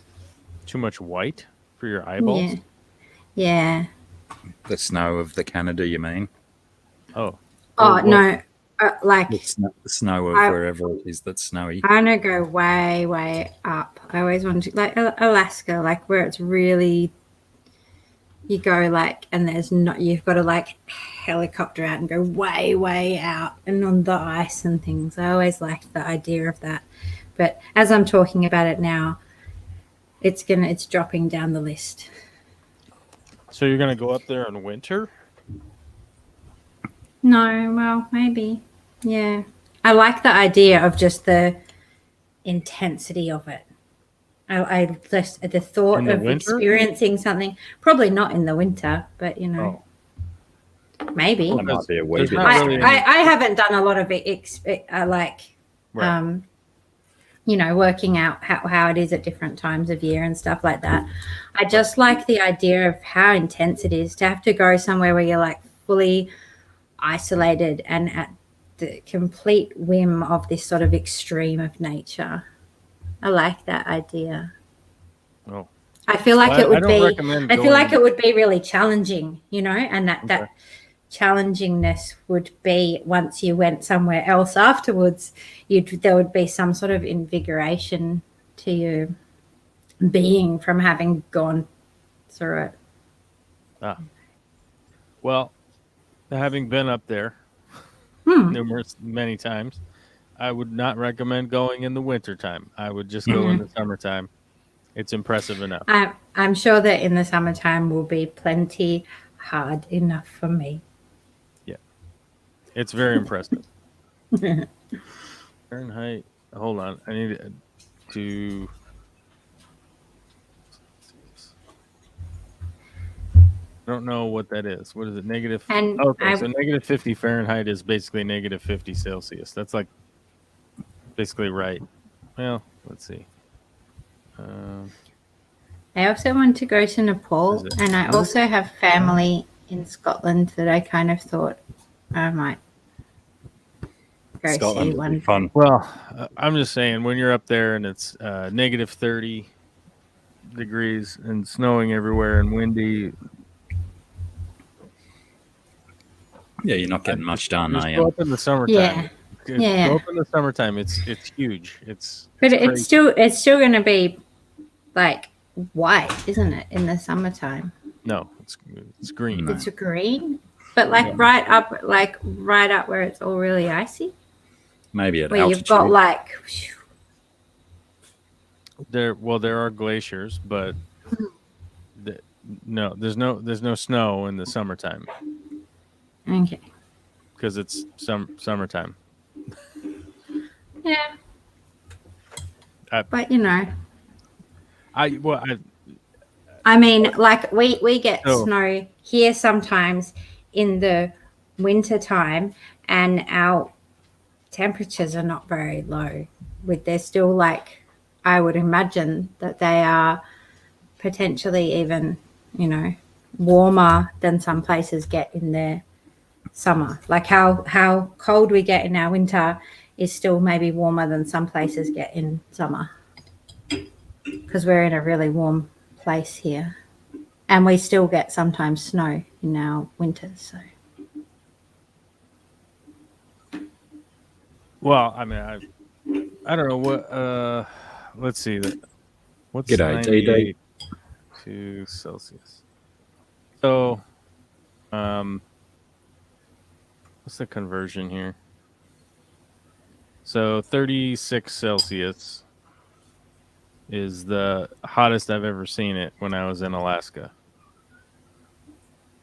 that's pretty warm. Yeah, that's Uncomfortably warm, isn't it? 36 Well, is like 98 degrees. Yeah. That's comfortable. Okay. Well, it would be quite comfortable in Alaska. I would imagine that they don't have the humidity issues that we'd have down here.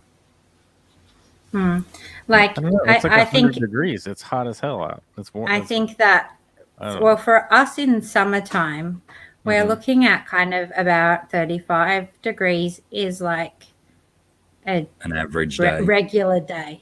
Mm-hmm. Like for months. It's quite depressing, actually. And chuck in a few 40s and 42s for good measure. Yeah. Just Right, to keep us on our toes. And then you're like, oh, thank God it's only 35.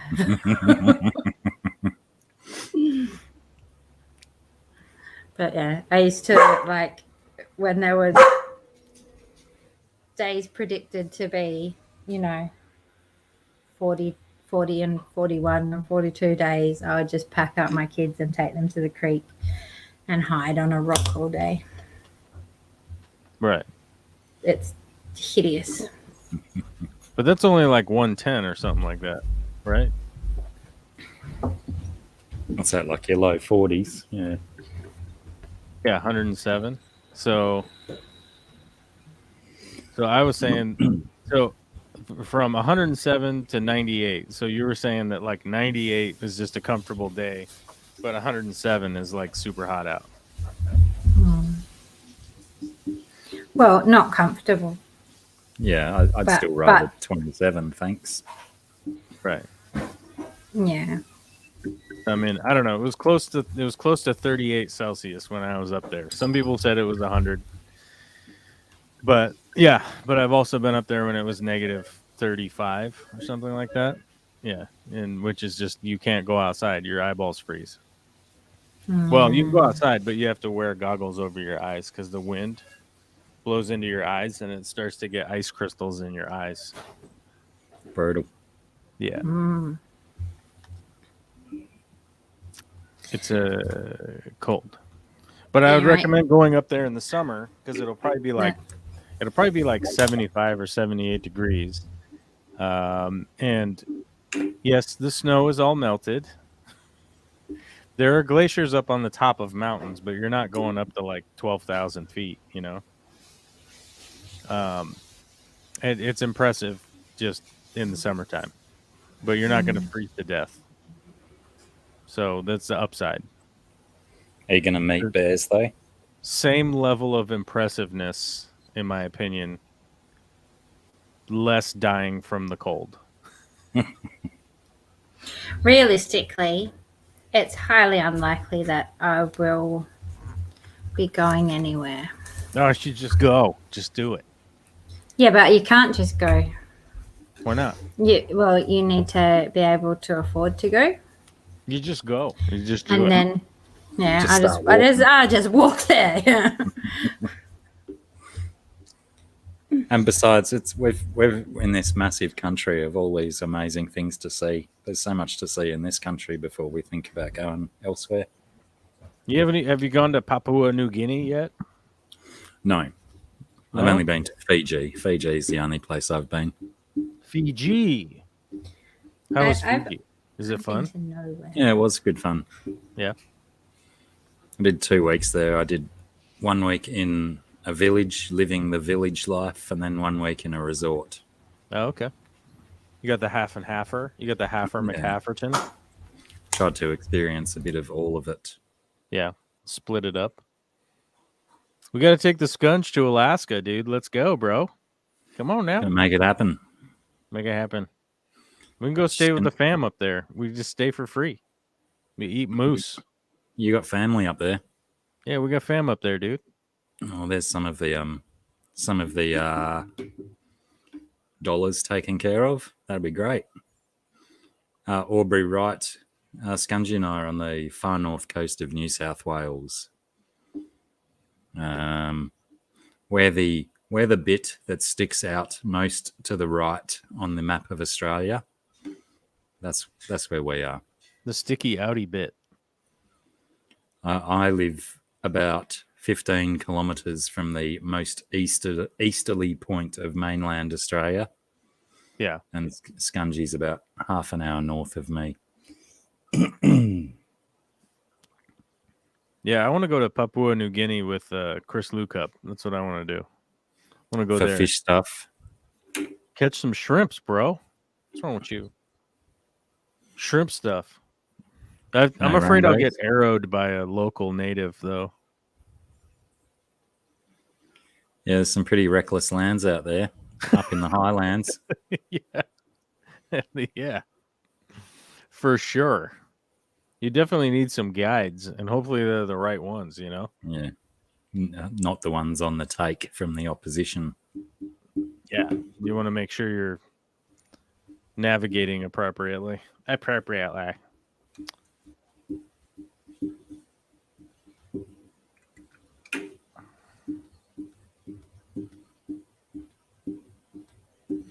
I'll tell you what, though, those Long Island iced teas are pretty expensive in Fiji. Oh, yeah? They were expensive? Well, doesn't Fiji just pretty much like only have tourism? Tourism and sugarcane is pretty much their biggest industry. Sugarcane, but sugarcane's not the driving force of their economic stability, right? It's pretty much probably tourism. Not. Yeah, it's probably a disaster there right now with tourism shut down, huh? Yeah. I imagine it would be. Yeah, we just nailed the credit card on the Long Island iced teas. We kind of got a bit hooked on them. Worried about paying for them once we got back. The hell was that?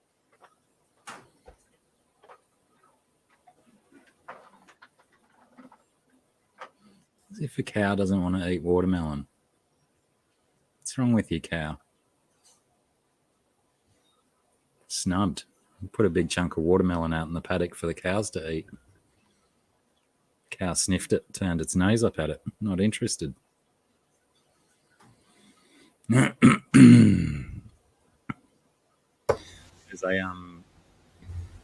another fresh new baby cow in the paddock too. Another little speckly black and white one with a little bit more white on it. Yes. I think it must have only been born day before yesterday. I Very must be small, hallucinating. I thought I very saw something over there. Sorry. Spooks. You've got spooks. I don't know what that was. It's either a ghost or I don't know, a raccoon maybe. Yeah, DD, it was only what was it, about 2 months ago, and one was born just over there, and I'd actually witnessed the birth but hadn't acknowledged what I was watching until I realised an hour later that was a fresh baby calf, and now the big brown thing hanging out the back of the mother cow became apparent what it was. Where there was one cow, there was now two. Yes. But yeah, I knew that there was a particular cow that, like, I thought all the calves should have been born by now, and there's one that I've been watching because she was even more barrel shaped than the other ones, and they get to a stage like any mother mammal carrying a baby. The babies move around in their guts, so you can see the sides of their body shuffling around and whatnot. Mm-hmm. So it's quite obvious that there was another one coming soon. When I was really pregnant, I used to have these dreams about the baby, like that I could like see like the full shape of my baby, and like its like head, like face pushing through my stomach and stuff, because that's how it feels. Like yeah. in those horror movies like, where they have exactly I've like seen that in the horror movies. Yeah. But I'd be like looking down, and that's like what my stomach would do in my dream. Oh, did I miss Skipper as well? Fun. G'day, Skipper, if you're in here. That's like totally scary. I don't know if I'd be able to handle those dreams with a human living inside me. Yeah. Be like, sweet baby Jesus, what do we got to do? There's a baby inside here. Still, when I had my first child, after like 72 hours of labor, they realized that he wasn't coming out, and I had a cesarean section. Yeah, no joke. Anyway, and so while I was in the operating theater, and I was in like kind of shock. It was actually a really horrible thing. I won't go through everything, but I was like having full convulsions and stuff, and having people like scooping vomit out of my throat. And then they were like, all at the same time, they're like, oh, do you want to see your baby being born? And they pulled down the screen and showed me as they pulled him out of my stomach. And I've actually there's a photo taken from in the operating theater, sort of from behind where my head was, of someone sort of like lifting my head up a little bit, and the screen and him coming out. But I said no, just by the way. I said but no. They still showed you. Yes. They knew you weren't thinking straight. But were they thinking straight? How do they let a person... They were. Hours? Yeah, no, it was really bad. And it got to the point, like when it finally everything happened, because my sister had been studying nursing, and she like went and like apparently had a massive big yell at them and was like, this baby is going to die. Here are all the signs and all the things that I'm watching and everything that's going on. This baby is going to die unless you do something. And so they did. Wow. Well, it's always 72 good to have hours. an advocate there for Yeah. Mm. Yes. Especially that I was quite young, and I don't know what the hell I was doing there. Like, what was I doing? I don't know what I was doing there, but I was there. And I have to tell you, Scunge, I think I did a really good job. Excellent. Don't even know what the hell I was supposed to be doing, but I know I did it really, really well. Well, Based on Look, I've been in both positions. Well, not as the father, but as a support. that's support what I'm person. saying. That's what I'm saying. It's so hard to be a dad, you know. I mean, like I had to be there, like at a whole nother building, to hold her hand and the whole rub her on day, the back. like the whole day, and the night. You know, like I was there the whole time, like Yeah, being the dad. I know. You know, I've heard it's really hard. I mean, I know it was actually during that 72-hour labor that the father of that baby did tell me just how hard it was because of how disturbing it was to his sleep. That's I right. was making a bit of noise, and it was, Yeah, you know, I mean, it was that's the thing, really you gotta- hard for him. I know. you got to get your sleep. You know, I mean, come You on. do. I What are you know. gonna do? It's important. It's a key factor in fathering. I will say, I was at least old enough to understand that, like, I'm not going to complain about anything that's happening right now. It's best to complain about nothing. I shall complain about zero things. I'm not going to do that. I'm just going to do whatever Vicky wants me to do. But I will tell you. There you go. You did do a good job then. I was going to tell you something, but I'm not going to tell you that. I'm going to tell you something else. But I cut the umbilical cord, and that obviously was key, pivotal. That was a key, pivotal moment. It wouldn't have happened if I wasn't there. That's right. She'd still be attached now. You know, Dragged along the kitchen floor. Yeah, Good- if I good wasn't job, there Dad. to do it, you know, Good job. facts. You know, we got to think about the facts here. It's a an interesting feeling cutting through that thing too, isn't it? It's just Right, like it's very doing butcher work. I don't know. I know I've heard so many guys say it's much harder to cut through than I thought, and I was like, Yeah. it's just like doing butcher work. It was nothing difficult about that at all. I heard it's kind of more like calamari or like, you know, like a Gristle. It's more like grizzle, yeah. It's just like cutting through. It's just like doing butcher work. I mean, there's nothing. I just assumed I've cut up like. But they just give you those little scissors, and you've got to go at it until it's done. Well, that's what I was going to say. Is I assumed that the utensil that they were handing me was appropriate for the job, and it didn't feel appropriate for the job. It took me a good, 3 or 4 snips to get through that thing. Oh, Like give me a pair of scissors with a blade longer than 1.5 inches, please. I don't know. I went right through it. Wasn't a problem. No. It's like, oh yeah, I've done they this. they gave you better scissors than. Maybe, or my kids I don't know. got South placentas. I'm just saying I've cut Umbilical up cords. lots and lots and lots of pigs. Okay, I've cut up lots of them. It's not foreign to me. So You knew what you're in for. kind of knew what I was in for. Yeah, it's just cutting up pork product. Pork variant. Pork variant.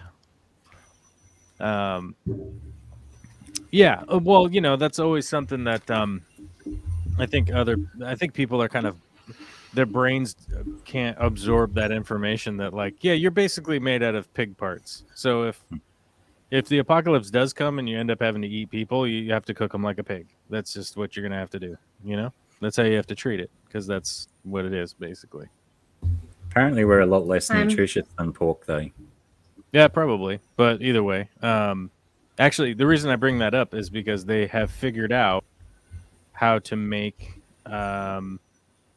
pig kidneys that don't have a DNA marker in it that rejects the protein that causes humans to reject the pig organs. So now they can actually grow pigs that don't have that protein rejecting enzyme or whatever it's called, and they can just grow kidneys now for transplant. Nice. They tested Lol, it. They recently tested it as a transplant on a human cadaver. And it operated like a kidney for 3 days, just like it's supposed to. How we live in the space times, okay? Yeah, we live in the weird future now. Science. We just growing pig parts and putting them into cadavers and making cadavers live. So welcome to now. Welcome to 2021, my friend. That's Quite what we're up to. fun, though. Well, it's going to be fantastic for people that need organ transplants and they can't find a good donor. I'll tell you this much. I'd rather have a pig kidney or a pig liver or a pig whatever and be not dead than dead. Or from some pig human. Or some pig human. Yeah, some dirty pig. Nasty human. Yeah, because what if you get the weird... What if you get the organ... you start getting those flashes and stuff because the organ you got from was like a rapist or something. You know? Not good. You don't want that. I'd rather just think about rutting around in the mud and doing pig stuff. Because pigs are nice, man. Pigs are lovely. I tell you this much: the one of the most scared I've ever been is actually speaking of Alaska. We were up in Alaska building some loafing sheds for the pigs one season, and we so one of the sows up there, when they're full grown, I think she's like 800 pounds or something like that. She's pretty big, or maybe bigger. I don't know. They're huge and long and big and huge and long and huge. Everything's huge about the sows when they're, full grown. Anyhow, she had some little piglets out there, and I think she only had like 6 left at this point because the other ones had been sold off. But they were like getting to the point where they were getting kind of big and rambunctious and whatever, and so it was time to move them out of that pen and then just let the sow loaf during the summer and then breed her later. And I went and I grabbed one of the piglets, and one of the it just went crazy and started squealing like nobody's business. None of the other ones had done. I think I caught 2 of them before that, and they were like just kind of chill with it. This one shrieked like a banshee, and one of the mother sows, like just straight up went into full attack mode. And so I'm running with this little piglet through the shit mud, like with a giant pig barreling at me going, ah, and it's like, holy shit. I'm like running all the way across, jump over the fence. The sow runs into the fence, breaks the fence. I'm like, holy shit. running off. Just like, oh my God. That's one of the most scared I've ever been, man. I was hauling ass, but I still almost got gotten by a gigantic pig. I feel lucky that my uncle's pig farm had the stalls separated by cinder block walls. Well, it's kind of a harebrained situation up in Alaska because, like a lot of the pig farm hadn't been built yet, so it was still kind of, use this horse fence to move these pigs over there, and then this and that, and that was one of the reasons we were up there building the loafing sheds, because the loafing sheds, we built them out of timbers that were cut down, and we were running them on the mill, and so it was like once we had them into the ground, we used the tractor to pile drive them into the ground. So you had these big beams in between each shed, and then we used that lumber. It was like we made like big dimensional lumber, and then put all that together, and then the pigs could run into it, but it wouldn't break. Whereas the old fence was just not durable enough because it was just, I think it was originally for, I think it was just for goats. Was that pen? That pen was just for goats, not big giant sows. And we had to move the sows in there temporarily so that we could build the sheds, and we wanted to take the piglets out of there to move the piglets to the new place where we were going to put them up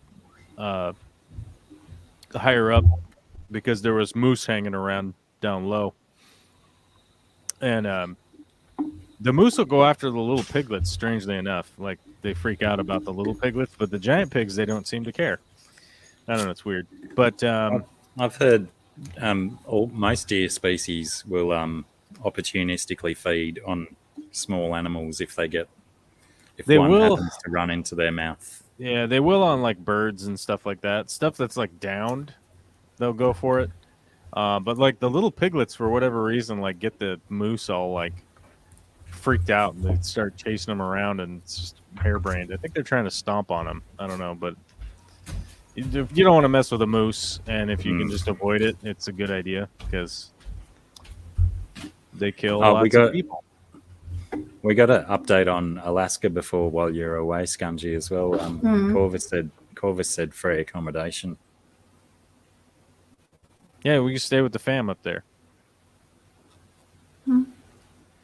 I would love to, but if I'm realistic, considering my financial situation, if I come across money, I'm unlikely to spend it on travel. Let's call it a long-term plan. Yeah. Just go, remember? I told you already. Just go. Just go in 10 or Well, 11 years. there was a girl who I went to high school with Uh-huh. who did ride her bike to America and back. And she wasn't necessarily anything wrong with her, but she was like told everybody and was like really convinced. And anytime you would ask her, she would tell you all the details. She absolutely fucking rode her bike to America. So I figure if she could do it, I can probably do that too. Ah. You know? Well, I mean, we all could just make up And stuff. I do own a bike. So A bike cycle. She didn't You have ride- a bike cycle. Didn't ride one Yeah. of those big pontoon bikes that you used to be able to rent on the Brunswick River, was it? no, just her regular bike she took. And she got all the way there and all the way back. So I wonder which so route it's no she took. worries. Yeah. Well, I can probably get her on Facebook, and I'll just chase her ask up her on if that she one. remembers. Yeah, Yeah. remembers which direction she went. Yeah. If she bunny hopped from Cape York across to Bali or Papua New Guinea, I should say. G'day, Jimmy P. And then, made her way up and up through China and Siberia and over that little isthmus over to Alaska, straight there. Yeah, there you go. You just go straight up that way. Mm. I don't know if your friend from high school said that. She's a liar. But, you could try. No, you ask her. She was not a liar. You ask her yourself. She'll tell you I she don't wasn't. I don't ask a liar for the truth, because they'll just lie to you more. That's what I'm saying. Like, like Righto, maybe she was lying. Yeah, I wonder if was a she liar. still tells the story today, though. 'Cause Yeah, I that would've don't been years know. ago, wasn't That it? Because actually the would thing be- is, That would be an interesting thing to get to the bottom of. because I kind of get, like, if a kid said it, they're in, like, I don't know, year 3 or something, they're little kids and they make up a story and stuff. But she, like, stuck to her guns through, like, how young old was she adulthood. when she first concocted this story, how old was she? I don't know, maybe like 12? She sounds like she's from Arkansas. Yeah, I think it's in everybody's best interest for you to get back into contact with this presumably lady still nowadays, and we get to the bottom of this. I think we all need some solid closure. Don't be so presumptive, my friend. We don't know. That's why I said supposedly. Oh, did I say Supposedly, yes. supposedly? I think you did. But we're just to be sure that everybody knows. We're not.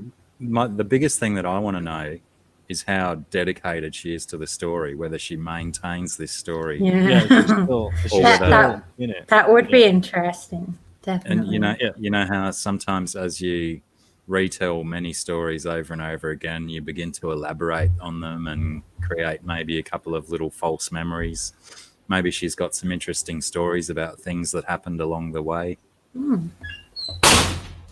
Possible. Definitely worth a follow. Maybe there's Jeez, Maybe there's a Louise. movie in it. Sorry, it's because Whoa. I can put it shut now because it is It just, swinging. it just gave me a heart But attack. That's all I'm saying. Once I'm not it's worried shut, about it. the dog goes at it and she pushes it open and then it swings freely again. Oh, that makes sense. I was like, what is happening over there? Are you being intruded upon? And then it's just the dog. Then that makes more sense. Okay. The only thing we're likely to get intruded upon by is like a snake, Or a dog. which is not really intruding. Or She a baby lives cow. here. A baby cow? How about a baby cow? Maybe. Yeah, that'd be fun. I try to think about keeping my doors closed sometimes, but like How could somebody honestly put this house on the market? I mean, Dunno. what is this? What is this horse shit? 3 bedrooms, 6 bathroom, 5,177 square feet. That bathroom to bedroom ratio seems way out of whack. Well, when you got to take a lot of dumps and you have giant bedrooms, then I suppose that's a lot of square feet too, isn't it? So maybe this thing has a pool inside of it. That's probably most of the feet then. No, But that many square feet, that'd be a long walk from bathroom to bathroom. My God, this house is a monolith of epic proportions. I mean, it's like 4 houses. Jesus Christ. Okay, well, I'm not. What? Oh, hold on. Here's one that's even crazier. This one's 6,500 square feet. Oh my God! Why do rich people have such bad taste? Oh my God! Ugh. Oh my God! You should investigate some real estate in the Byron Shire and see how shocking it is compared to where you are. The Byron Shire? Yeah, How do you that's where I spell live. that? B like Lord Byron, Byron. Byron And then Shire? Shire, yeah, like the Hobbit. See if, oh, this app didn't work. Hold on. What's a Aussie like website for real estate? Realestate.com.au. Hold on. I gotta zoom out. Hold on. I'm zooming out. Oh, it won't let me go to it won't let me go to Australia. It doesn't let me go that far left. Okay. So what was it? Realestate.com. .au.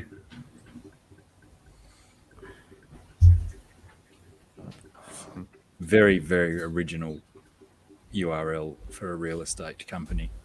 Melbourne, Sydney, Brisbane. Byron Bay. Byron Bay. Excuse me. Byron Bay. Oh, here we go. Loading. We're freaking loading, dear. So much renovating going on in this town at the moment with all Balemo Drive, Ocean Shores. Hey, we have an Ocean Shores here too. We have so much in common, guys. Wow. Oh, gosh. Wow. Do you have a nickname for it? We call ours Open Sores. It's actually probably pretty accurate for around here too. A lot of meth going on out there by the shore. The thing I find funny about our ocean shores. Oh my God, we should move to freaking Australia. We could buy 2 houses. Oh my God. But the funny thing about ocean shores is that it's in this area, and it's actually like not got any ocean shores near it. Mullumbimby. Oh, it says a heat pump. Oh, it has the cabinets I like. Oh, it has the kitchen cabinets I like, guys. This is good. Is this a house in Mullumbimby? I like the sink. It has 6 parking spots. It's a 2-plex. So there's a 3-unit on this side and a 3-unit on that side. Or no, 2-unit on this side, 2-unit on that side. So you can dwell in half and earn income from the other half. That's right. Haha. Welcome to earning and sleeping. Oh my God. You're going to get rich. Is that the one in Balemo Drive or the one in Mullumbimby? This one is on Argyle Street in Mullumbimby. I know where that one is. Yeah, it's so hot. Oh, it's so hot right now, this market. Okay, let's just look at Mullumbimby. Is there a map? Can I just look at a map here? Oh, map. There it is. Okay. I was on list, guys. I was on list. What is this? What is this, amateur hour? God. So are you guys by the shore? So New Brighton or South? Well, South Golden Beach. New Brighton, South Golden Beach, and Brunswick Heads will all have the beaches, but Ocean Shores doesn't have any. Oh, okay. So South Golden Beach is where the prime. This is the prime fancy man space, right?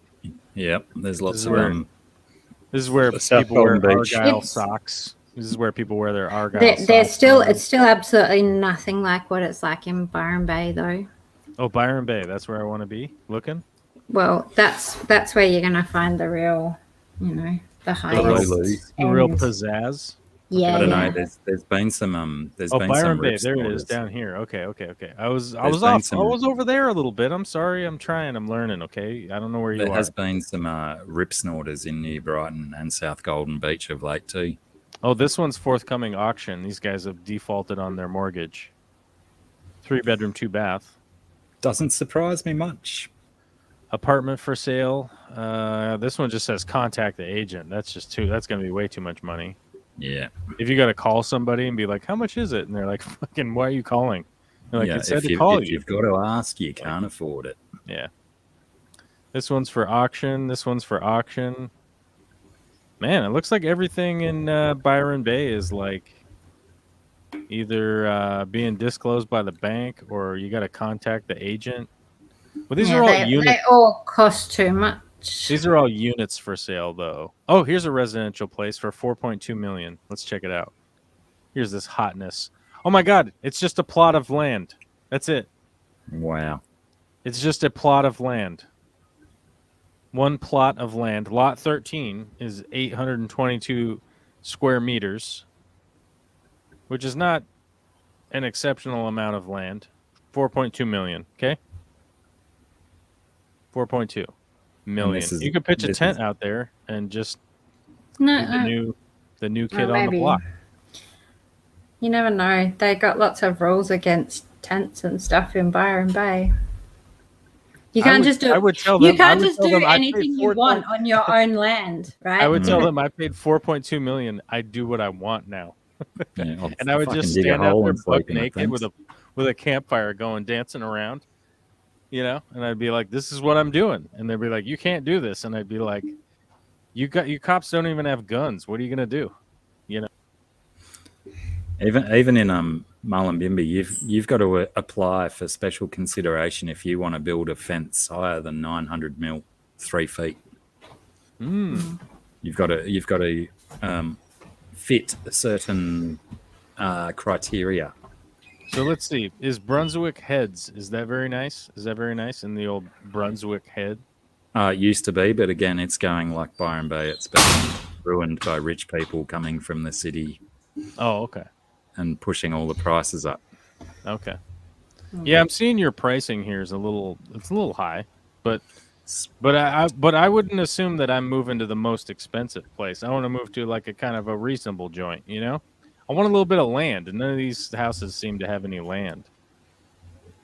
Even ones with land or where would I want to be where there's like a decent farm and a river? I want a creek. Bruh. Look for. You get cheaper down at Iluka. That will be better for you. What's Upper Burring Bar? What's Upper Burring Bar? What's that? Close to Scungy's neighborhood. Yeah, but I could buy the whole hill. Be cheaper. Oh my God, I could buy the whole freaking mountain, dear. Look at this. So, HA, what is that? Hectares or something? Yeah. HA stands for hectares. That's like your acres, right? Yes. This is 80 hectares, bro. We use acres too. Yeah, we use acres as well, but when you get up into multiple acres, it becomes hectares because it's This is pretty big. This is a whole freaking hill. 4 acres or something. But the natives have names for this. hold on. Most of the stuff around here is native names. This is what I'm looking at, boys and girls in the chat and non-binaries. Feel free to look at it. Here's the link. This is what I'm looking at right here. Okay, this is 517 Upper Burring Bar Road. Upper Burring Bar. Looks like there's a few buildings on this property. I'm not seeing any pictures yet. Hold on, we got to look at some of the listing here. 192 acres. Okay, so 80 hectares turns into 192 acres with 2 3-bedroom homes and a separate studio. So Blacky could live in the studio. Scungy could live in one of the 3-bedroom houses, and Vicky and I and Olivia could live in one of the other 3-bedroom houses. And we got 55 acres of passion fruit. Is passion fruit a pain in the ass or what? Do we know? Not really. Is it good? It's not. It's, yeah. Okay. Real easy. We've got creek frontage. That's good. We got fat pasture and ample water supply. Okay, good. So, hey, man, we're ready for the apocalypse. We got fat pasture and water and passion fruit, dude. We're ready to go, bro. What on earth is fat pasture? I don't know, but it's good, I would assume. You put a cow there, it pastures and it gets fat. I'm guessing. I don't know. We got high protein and fat content in the grass, I guess. It pastures and it gets fat. I'm guessing. I don't know. Right, and it's only 4.9 mil. To be sold as a walk-in, walk-out property, including all pumps, machinery, and all required equipment. What does a walk-in, walk-out property mean? Is there no road going there? No. No. It means when they're saying like they're leaving all the farm equipment and stuff. Oh, because they're if you've leaving got all a the property stuff. like that, you're going to need a lot of equipment, and so Yeah, they're saying yeah, that the owner of that property is leaving Okay. it. You walk you in, need the some owner gear. walks out. You need some gear. You need to get ready to start farming passion fruit. Yeah, you gotta get on it. Look at this. Oh my God, this is a lot of passion fruit, bros. Holy crap. We're gonna be out there all day picking passion fruit. Is there like do you guys have like farm hands out there that you could hire? You know any? When the backpacking gets back on track. My son's a farmhand. Well, there we go. We got built-in laborers. We get that boy to work. We got 55 acres of passion fruit. Go pick them. He's a good worker. These houses don't look very nice, though, guys. I'm thinking $5 million is quite a bit for this quality of construction. Okay, F that place. I mean, the land looks good, but we can't trust those houses. They're going to fall over. Jimmy P's wondering if I'm going to raise the price on my channel membership. Jimmy, are you even a member on my channel? Are you a member on my channel? Hold on. I'm going to check. You want me to check the list? Can I just say something that I would like to say in response to a comment that I've just read by GRB, which says that what you would fit in perfectly in Byron Bay in the past, but now Byron Bay is full of really lots of kind of rich, snotty people who not so into all of the butt naked hippie stuff. They came because it would be a hippie area, but they don't really like it. Yeah, and so they're the sort of people who report all the people who try and just live in that way and do all that sort of stuff, because they're dirtying their fancy rich area. Well, I'm going to dirty it up with my dirty hippie nonsense. That's what I'm going to do. I'm going to have my Wang Jangler hanging out, and I'm going to be pitching a campfire. It's going to be wild. Those blue bench tops in one of those houses are a little bit too blue for my liking. Yeah, I'm like, what is this? Fuck it then. Scrap it. We got to look for something. We got to keep searching, guys. We got to keep the search alive. Yeah, obviously that's way too big of a property. That's way too much money. But yeah, I mean, I could see. I'm gonna be honest with you. Like the prices around you guys are probably the same for these like kind of properties. Realistically, I mean, just remember that's in Australian dollars as well. So you've got to at least times it by 5. What's that for against the U.S. dollar? Yeah. So what? They're probably even more affordable for you. Yeah. But for us, yeah. What it would be what we've more seen affordable. is things like properties that about 15 years ago would be at about the $200,000 mark. Mm-hmm. And now at the, 1.5 million mark. So I feel like it's been a really steep growth. Big curve. Well, I'm looking at like some of the houses here. So like this house right here is 713 square meter house, 4-bedroom, 2-bath, 2 parking spots. It has a built-in heated pool. Like this is a high-end property. Like the kitchen's redone. That so far the kitchen's completely remodeled. It's like open concept. Like all new stuff. To be realistic, if you're looking at just a regular family home and not a unit in any of these kind of places, you're looking at from 700,000 to $1 million for just a regular home. Right. Like there's not much that's underneath that. You start going under that, and what you've got is duplexes and units and things, and even those can go for a lot of money. Well, I'm just saying, I'm looking at this house. It's got the built-in pool, all that stuff, and it's 1.2 million. It's in a super nice neighborhood and all that, which is pretty typical for around here. Like that's what you would see around here. I'm trying to find something that's like. I'm just clicking around, so as kind of an idiot. I'm not to say that you're wrong or anything. What I'm saying is it's fairly comparable to here. Is what I'm saying. Like. I think you have to get farther out into the sticks for things to kind of be more reasonable, but basically nothing in Washington is reasonable anymore over the last 6-7 years. It's funny too. I keep seeing reports in the newsfeed pop up saying Australia's property bubble soon to burst. Prices will get back to normal, but I've been seeing them for about 7 months. Yeah, see, all the news articles that I see say that's nonsense. They're never going to go down. Yeah, once they go up, they might stay for a while, but they certainly don't go back down. Yeah, they might stop rising, but they're not going down. Well, the problem is, like, all the real estate guys that I've talked to and stuff, they're like, I mean, sure, everybody could say that, but, like, they're all guessing, Yeah. It's like, no one's building a whole bunch of units, so it's not really going to go down because there's no units hitting the market. But like, here's this place right here. So this place, 69 Turpentine Road, and Warrazambil Creek. I don't know what all that is, but like, so this is like 10 acres. With the separate garage, it's like kind of a more basic-ish house or whatever. It's for like $800,000, mainly because it's got the land and the development and all that kind of stuff. That's kind of like what you would see out here in the sticks, or not the sticks, but like just out from the city,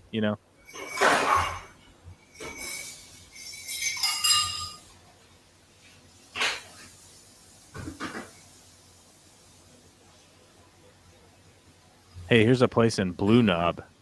Is this any Blue good? Knob. Is Blue Knob any good? Blue Knob is beautiful, but it's cheaper because it's kind of way out of the way. But it's quite nice at Blue Knob. It's near Nimbin. Yeah, it's kind of rural. And Lillian Rock, near Lillian Rock. Beautiful country out there.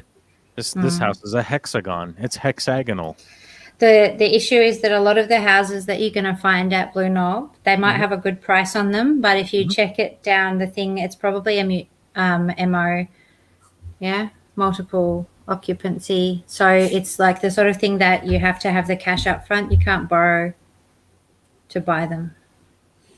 And you live on a property where you don't actually necessarily own. You're like part of a group of people who own it, and so you're subject to sort of the governing body. They make rules about what you're allowed to do there and stuff, and potentially off the power grid and water and stuff as well. So you might have your own, like, running only off solar and tank water. That's not too bad though. I mean, yeah, that's. I mean, this one's like. But It's a serious consideration though, because like when you're searching houses, you go, "Oh, this one's really great price," and then you look at it, but you couldn't borrow. You'd have to have that much cash in your bank to be able to buy the properties. I didn't know that about MOs. Yeah, they won't lend you money for them because they can't claim it. You know, the bank needs to be able to own the title, and they don't own any title because you're only owning a part of the property. Gotcha. That makes sense. I don't see this one saying it's an MO, but it's like 370 and it says it has like 2 acres and all this stuff. But it has a composting toilet. Yeah, it'll definitely be on some kind of MO or tenants in common setup.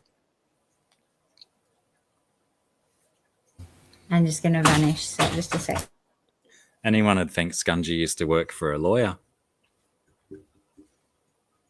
All right. On that fine note, I'm half an hour late to go to bed, so I got to go. Alrighty. Tell Scungy I said bye. Okay, Bye-bye. I will. Thanks for hanging out. And then there was 2. Yeah, I missed Steve's thing before about the we have Bunnings. Bunnings is our big hardware chain. Steve, we used to have another one. What was it called? Masters. They went out of business. Trying to compete with Bunnings. Bunnings had the big hardware situation nailed down, I think. Masters? I think it was Masters.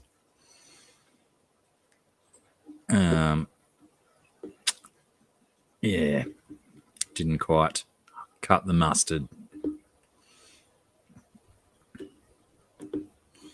Crikey, Chewy.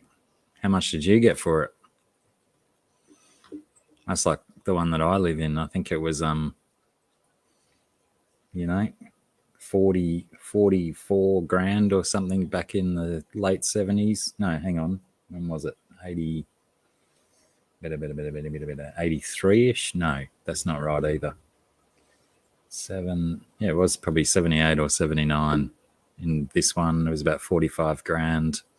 Nowadays, probably worth 1.5 mil on today's market. Brutal. Later turd Ferguson. Yeah, if anyone's not familiar with Norm Macdonald's Turd Ferguson character, look it up on the YouTube. I've got Corvus to thank for that one. It was very entertaining.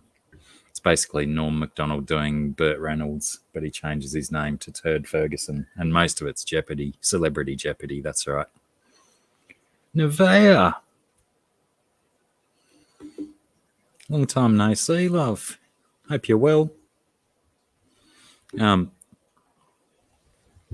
I like to do also a super special shout out to Shazzy Gardner.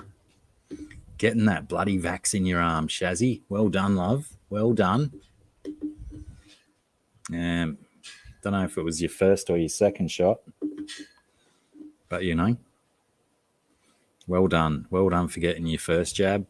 Fingers crossed. Second one soon. Ha, Steve.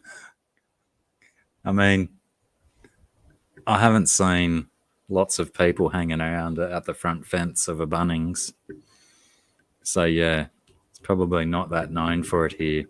I think if they were doing that kind of stuff here, the tradies would probably gang up on them and murder them for stealing their work. Thanks for popping in, Nevaeh. Backwards Heaven, as I used to always call you.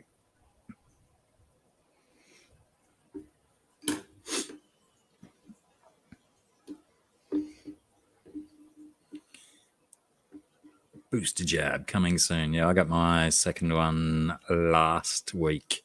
Last week? Yeah, last week. Thursday? Yeah, Thursday. Day after last week's stream, I think. Or was it the week before? Anyway, I don't remember. I had absolutely no adverse reactions to the second shot, which was good because the first one, I felt terrible for about 3 days. But the second one, no dramas at all. Sort a little bit of a sore arm, but even that wasn't as bad as the first one.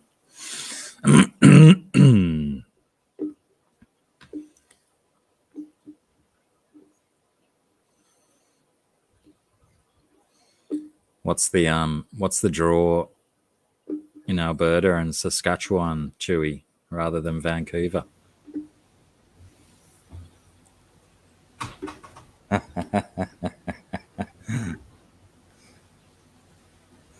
Corvus said to say goodbye, Scungy. He had to go. He was half an hour late to go to bed.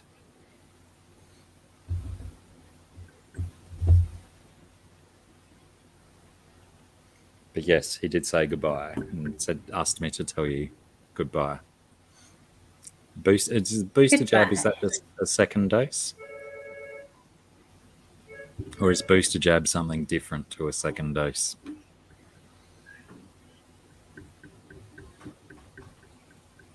Gotcha, Chewy, you're right.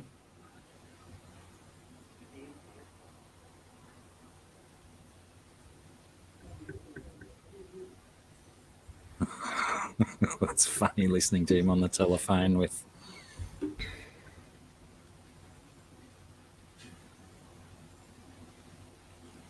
So, telemarketing stuff.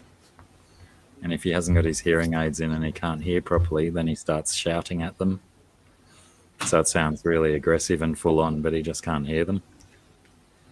Yeah, but like if they're telemarketers, then good. Yeah. But the worst thing about it is instead of just hanging up on them, because 9 times out of 10 they're ringing up looking for mum. So, yeah, there we go. Instead of just hanging up on him and leaving mum be, he'll call mum and make mum come to get the telephone so mum can talk to them instead of just knowing to tell them to fuck off. I would have thought he'd be, decent at that job.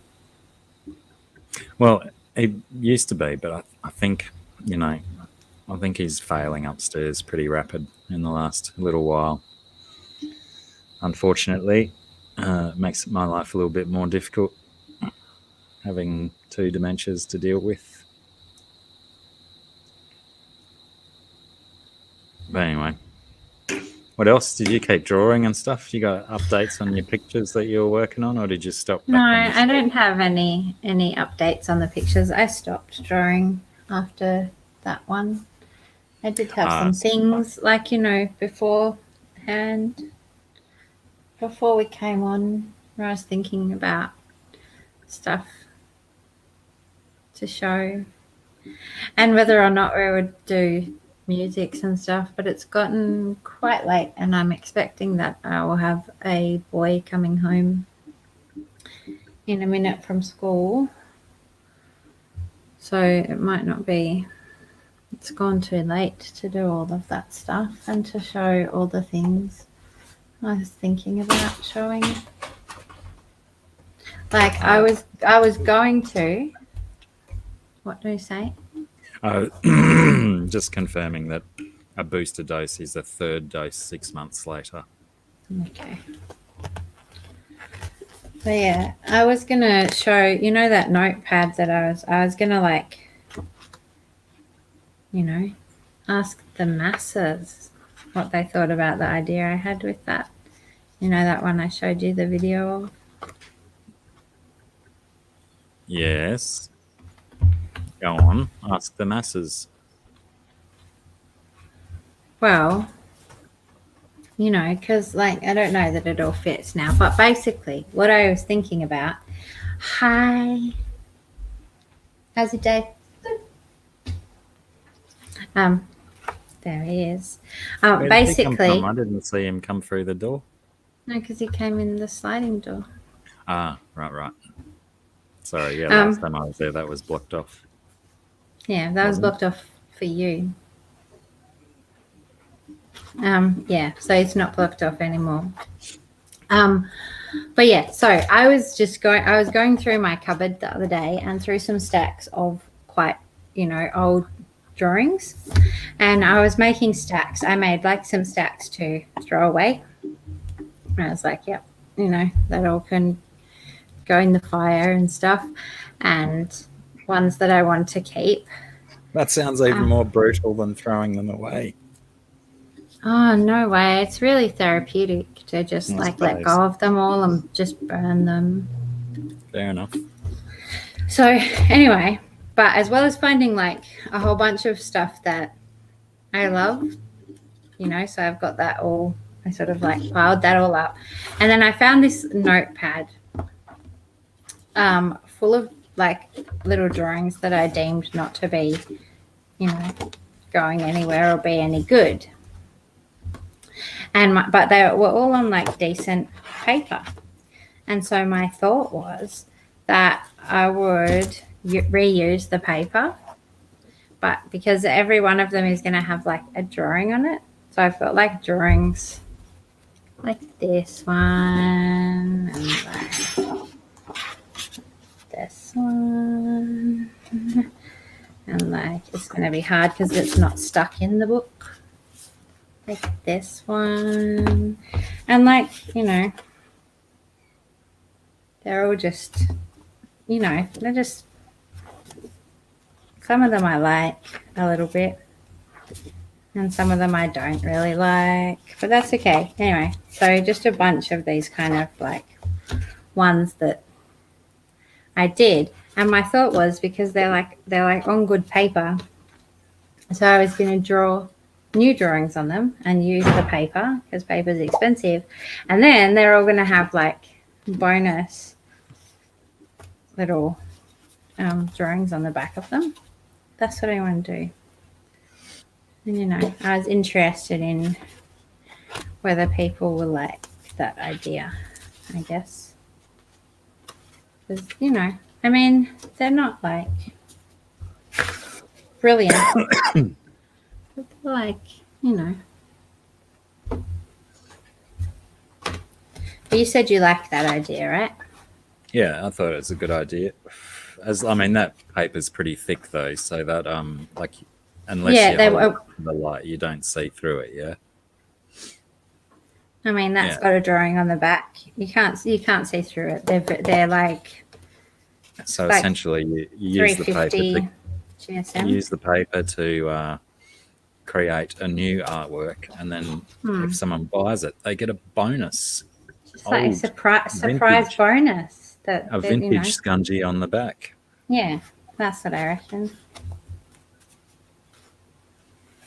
So, and because like lots of this, like half of these are on the really fancy paper, and the other half are just on good paper. The vast difference between good and what was the other one? Fancy. Sure. So it's the like really good expensive one is the Arches. And it's for a pad with, I don't know, I'm trying to think, but it's about 10 pages in about this size is about $40. Whoa, Jesus. So, it's good though. The thing about good paper is that it's really good. And there's a lot of joy sometimes in cheap paper. Like I'm still keen on getting some just the newspaper paper. Really, really cheap. But I like there's a difference in like the texture and how stuff goes down on different papers. Yeah. So sure. You can still get cheap stuff that's satisfying and good. But the really good quality stuff it's just different. And once you start using it, it's, Well, I guess the more different types of paper you try and experiment with, then the more what works with what media and stuff. Yeah. As well. Just a moment. Hey Chewy, on a stream the other day, I heard you talking about a recital that you were doing. Has that happened yet? Had to do a lead break on your guitar or something? Alyssa Bentley says, Scunge, do you prefer a smooth, heavy body paper or something with some tooth to it? Okay, so I usually like something. I most of the time I like something that's still a little bit toothy. I like the roughest texture most of the time, but there are some kinds of drawings where I kind of like the smooth, but usually I like it rough. Like those big ones that you've got hanging in your bedroom with all the bright colours, they're on a really smooth paper, aren't they? Oh, but that's ridiculously smooth. That's on Yupo paper, which is not, it's like plastic paper. Yeah. So that's like smooth as you can get. And it's non-absorbent. So you can actually, like, I could come along one day and hate those drawings and wipe them off with a sponge. Ah, right. Wild. So what are you playing, Chewy? What song? Or are you just making it up as you go? That wouldn't be a recital then, though, would it? That would be an improv. And just by the way, one of the things I really like about the toothy rough paper is I kind of like that it's not entirely predictable. You know, it helps to add in when you're doing, you know, something. It adds a bit of uncertainty. So, yeah. She also asks, do you get the cotton watercolor paper for a toothy paper? Yeah, so you can get in your, like, my favorite paper is the cotton rag handmade paper, which is like this one, which is, it's got like a little bit, it's rough, but it's not quite as rough as your rough arches. But you can get in that same I prefer cotton paper. That's the one that I like. But you can get like your hot press. So I think it's your hot press is your smoothest one, and you've got cold press, which is sort of in between, and then you've got like a really rough finish. And like most papers will either have just the two, or you'll have that third extra rough one. But and does toothy just refer to the texture on the surface of the paper? Yeah. So that's like what most of these, like, say, yeah, like that. I just don't know if I can, like, if you can see. That's the rough arches one. And it's got like a decent amount of texturing on it. I'm trying to capture it. It's hard. But yeah. That's their roughest one.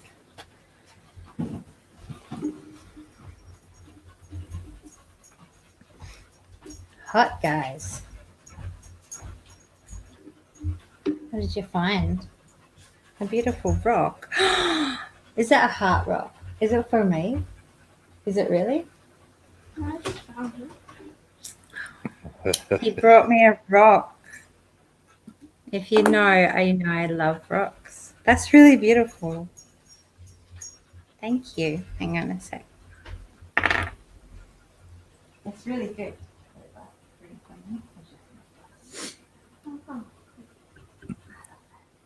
I was just looking at those parts that you were looking at, like. On the Yeah. Pardon me. And then Yeah, I'll have a look once we get out of here, Chewy. It is like a heart. I love it. You're beautiful. Thank you, sweetheart. Yeah. Oh, it's a beautiful rock. Did you hold it up yet? Yeah, I did. Well, I held it up because it was a heart on my heart. You can have a close look if you like. It's got a little. Oh, come on, brain. I wonder what's in it if it got a polish up. No, I don't think it has got anything in it. I think it's that way pretty much through and through. But yes, I love rocks. And it's funny because I've always loved rocks and I love sticks, and I always collected good sticks that I like and good rocks and stuff. And then to see as my kids have gotten older that they've they've picked up on it. So now I've got 300 sticks on a table outside and and still it's kind of cute though, because Soren, so he's in year 7. And when he started, so he's just started, like this year has been the first year of his high schooling. And when he was like the very first term, I was getting a few comments from the teachers about, and he was, a few things were like he would find a stick, he wasn't allowed to bring it home. And the teachers would be like, oh, he really likes sticks, but, we have to have rules, blah, blah. But they've sort of evolved with him over the year, where now they let him store sticks in the office that he wants to take home with him and stuff. And like the other day he came with a stick, I think only yesterday. And like the teacher had found a really nice stick and gave him the stick. So wicked. It's really nice that it's nice that they've sort of, instead of just going really hard at him and he's not allowed to do it, they've gone, okay, it's nature appreciation and there's not actually any harm to it. So they're sort of accommodating him within their own stuff as well. So that's really nice. G'day, brothers. Yeah, that is nice and progressive of a school to do that. They all should do it. Yeah. Bloody one of the cows wouldn't eat the big chunk of watermelon I chucked out in the paddock before, and now they're fighting over it. Well, once someone wants it, it must be good. And it's the white cow that came along the first time and turned her nose up at it, and now she's headbutting other cows to try whoever's chewing it. She's the one that's headbutting them to try and get to it. Nice. Fun times in the paddock. Hours of stimulation.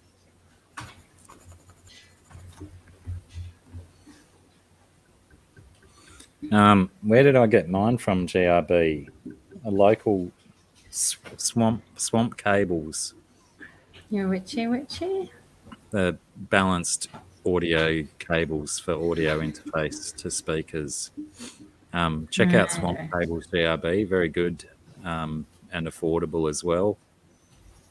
I think they have their own, I think it's Swamp Audio or Swamp Cables. You can buy them direct from. Another good one is Artist Guitars. Yeah, Swamp Industries, that's them, thank you. I think Artist Guitars is another good Australian one that I've ordered strings and stuff through before. Decent quality products for good prices. But yeah, I'm pretty sure it was the Swamp Industries that are the last ones that I bought when my son was setting up his new monitor speakers with his audio interface. I don't understand why they'd be as rare as hen's teeth, though. Odd. Very intrigues. Very, very intrigues. I haven't fed it to turtles, BJ, but I've certainly fed it to my bristlenose. They love it. They go nuts for it. But by crikey, does it make the water messy if you don't get it out in an hour or two. Unfortunately, it's one of those fruits that you can't leave in the water until it's all gone because it just goes so rank in the water. But yeah, bristlenose love it, and so do the shrimp. But yeah, it's like I say, it's one of those ones you put it in the water for an hour or two and get it out, or you're doing a water change the next day. Or, put it in there the night before you've got scheduled maintenance on the next day. And then you don't have to worry too much.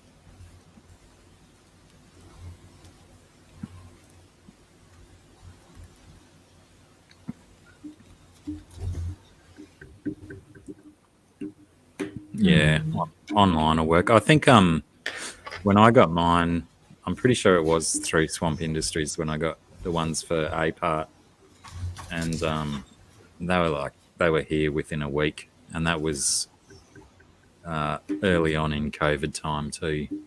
So who knows how much that's going to alter the postage system. Bends are where the soul happens, Chewy. That's where the feels occur. In the lead breaks, in the bendy bits, that's where the feels go.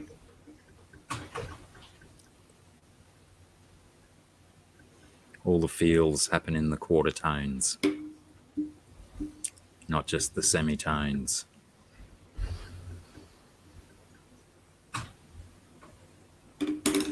What else? We should call it quits, eh? Well, yeah, I think so. It's a bit late and I've got my obligatories. Yes, likewise. Yeah, well, in that case, BJ, just do it for an hour. Put it in for an hour and then take it out. You might catch some dodgy snails that you don't want in there because they like the watermelon as well. Yeah, well, it takes a good hour before it starts to break apart and soil your water. Oh, someone else has got a turn at the watermelon now. You'd think they would have smashed it by now, but I think they're struggling to get through the rind.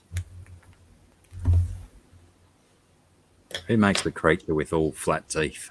Oh, it's madness. At least horses have got those sharp ones at the front that they can tear your arm open with. Do they? Yeah, they do, don't they? They've got curved up ones.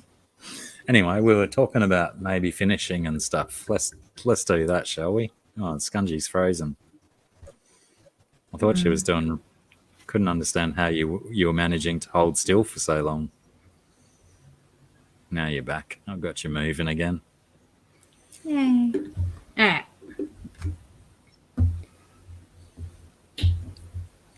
Yeah, I can't eat Goodbyes. watermelon. It makes me burp too much. Yeah, let's say goodbye to everyone who's been hanging out and watching. If you're watching on replay, as usual, you're a lunatic if you've lasted this long. Goodness gracious me. Thanks, GRB, for slinging links about. And thanks, everyone else, just for hanging out and being here with us, listening to this nonsense. Even if we did go on a little bit of a real estate tangent that we probably didn't need, but I may have encouraged. But yeah, take it easy, look after yourselves, and we'll see you when we're looking at you. Take care. Bye for now. Bye for now. I mean.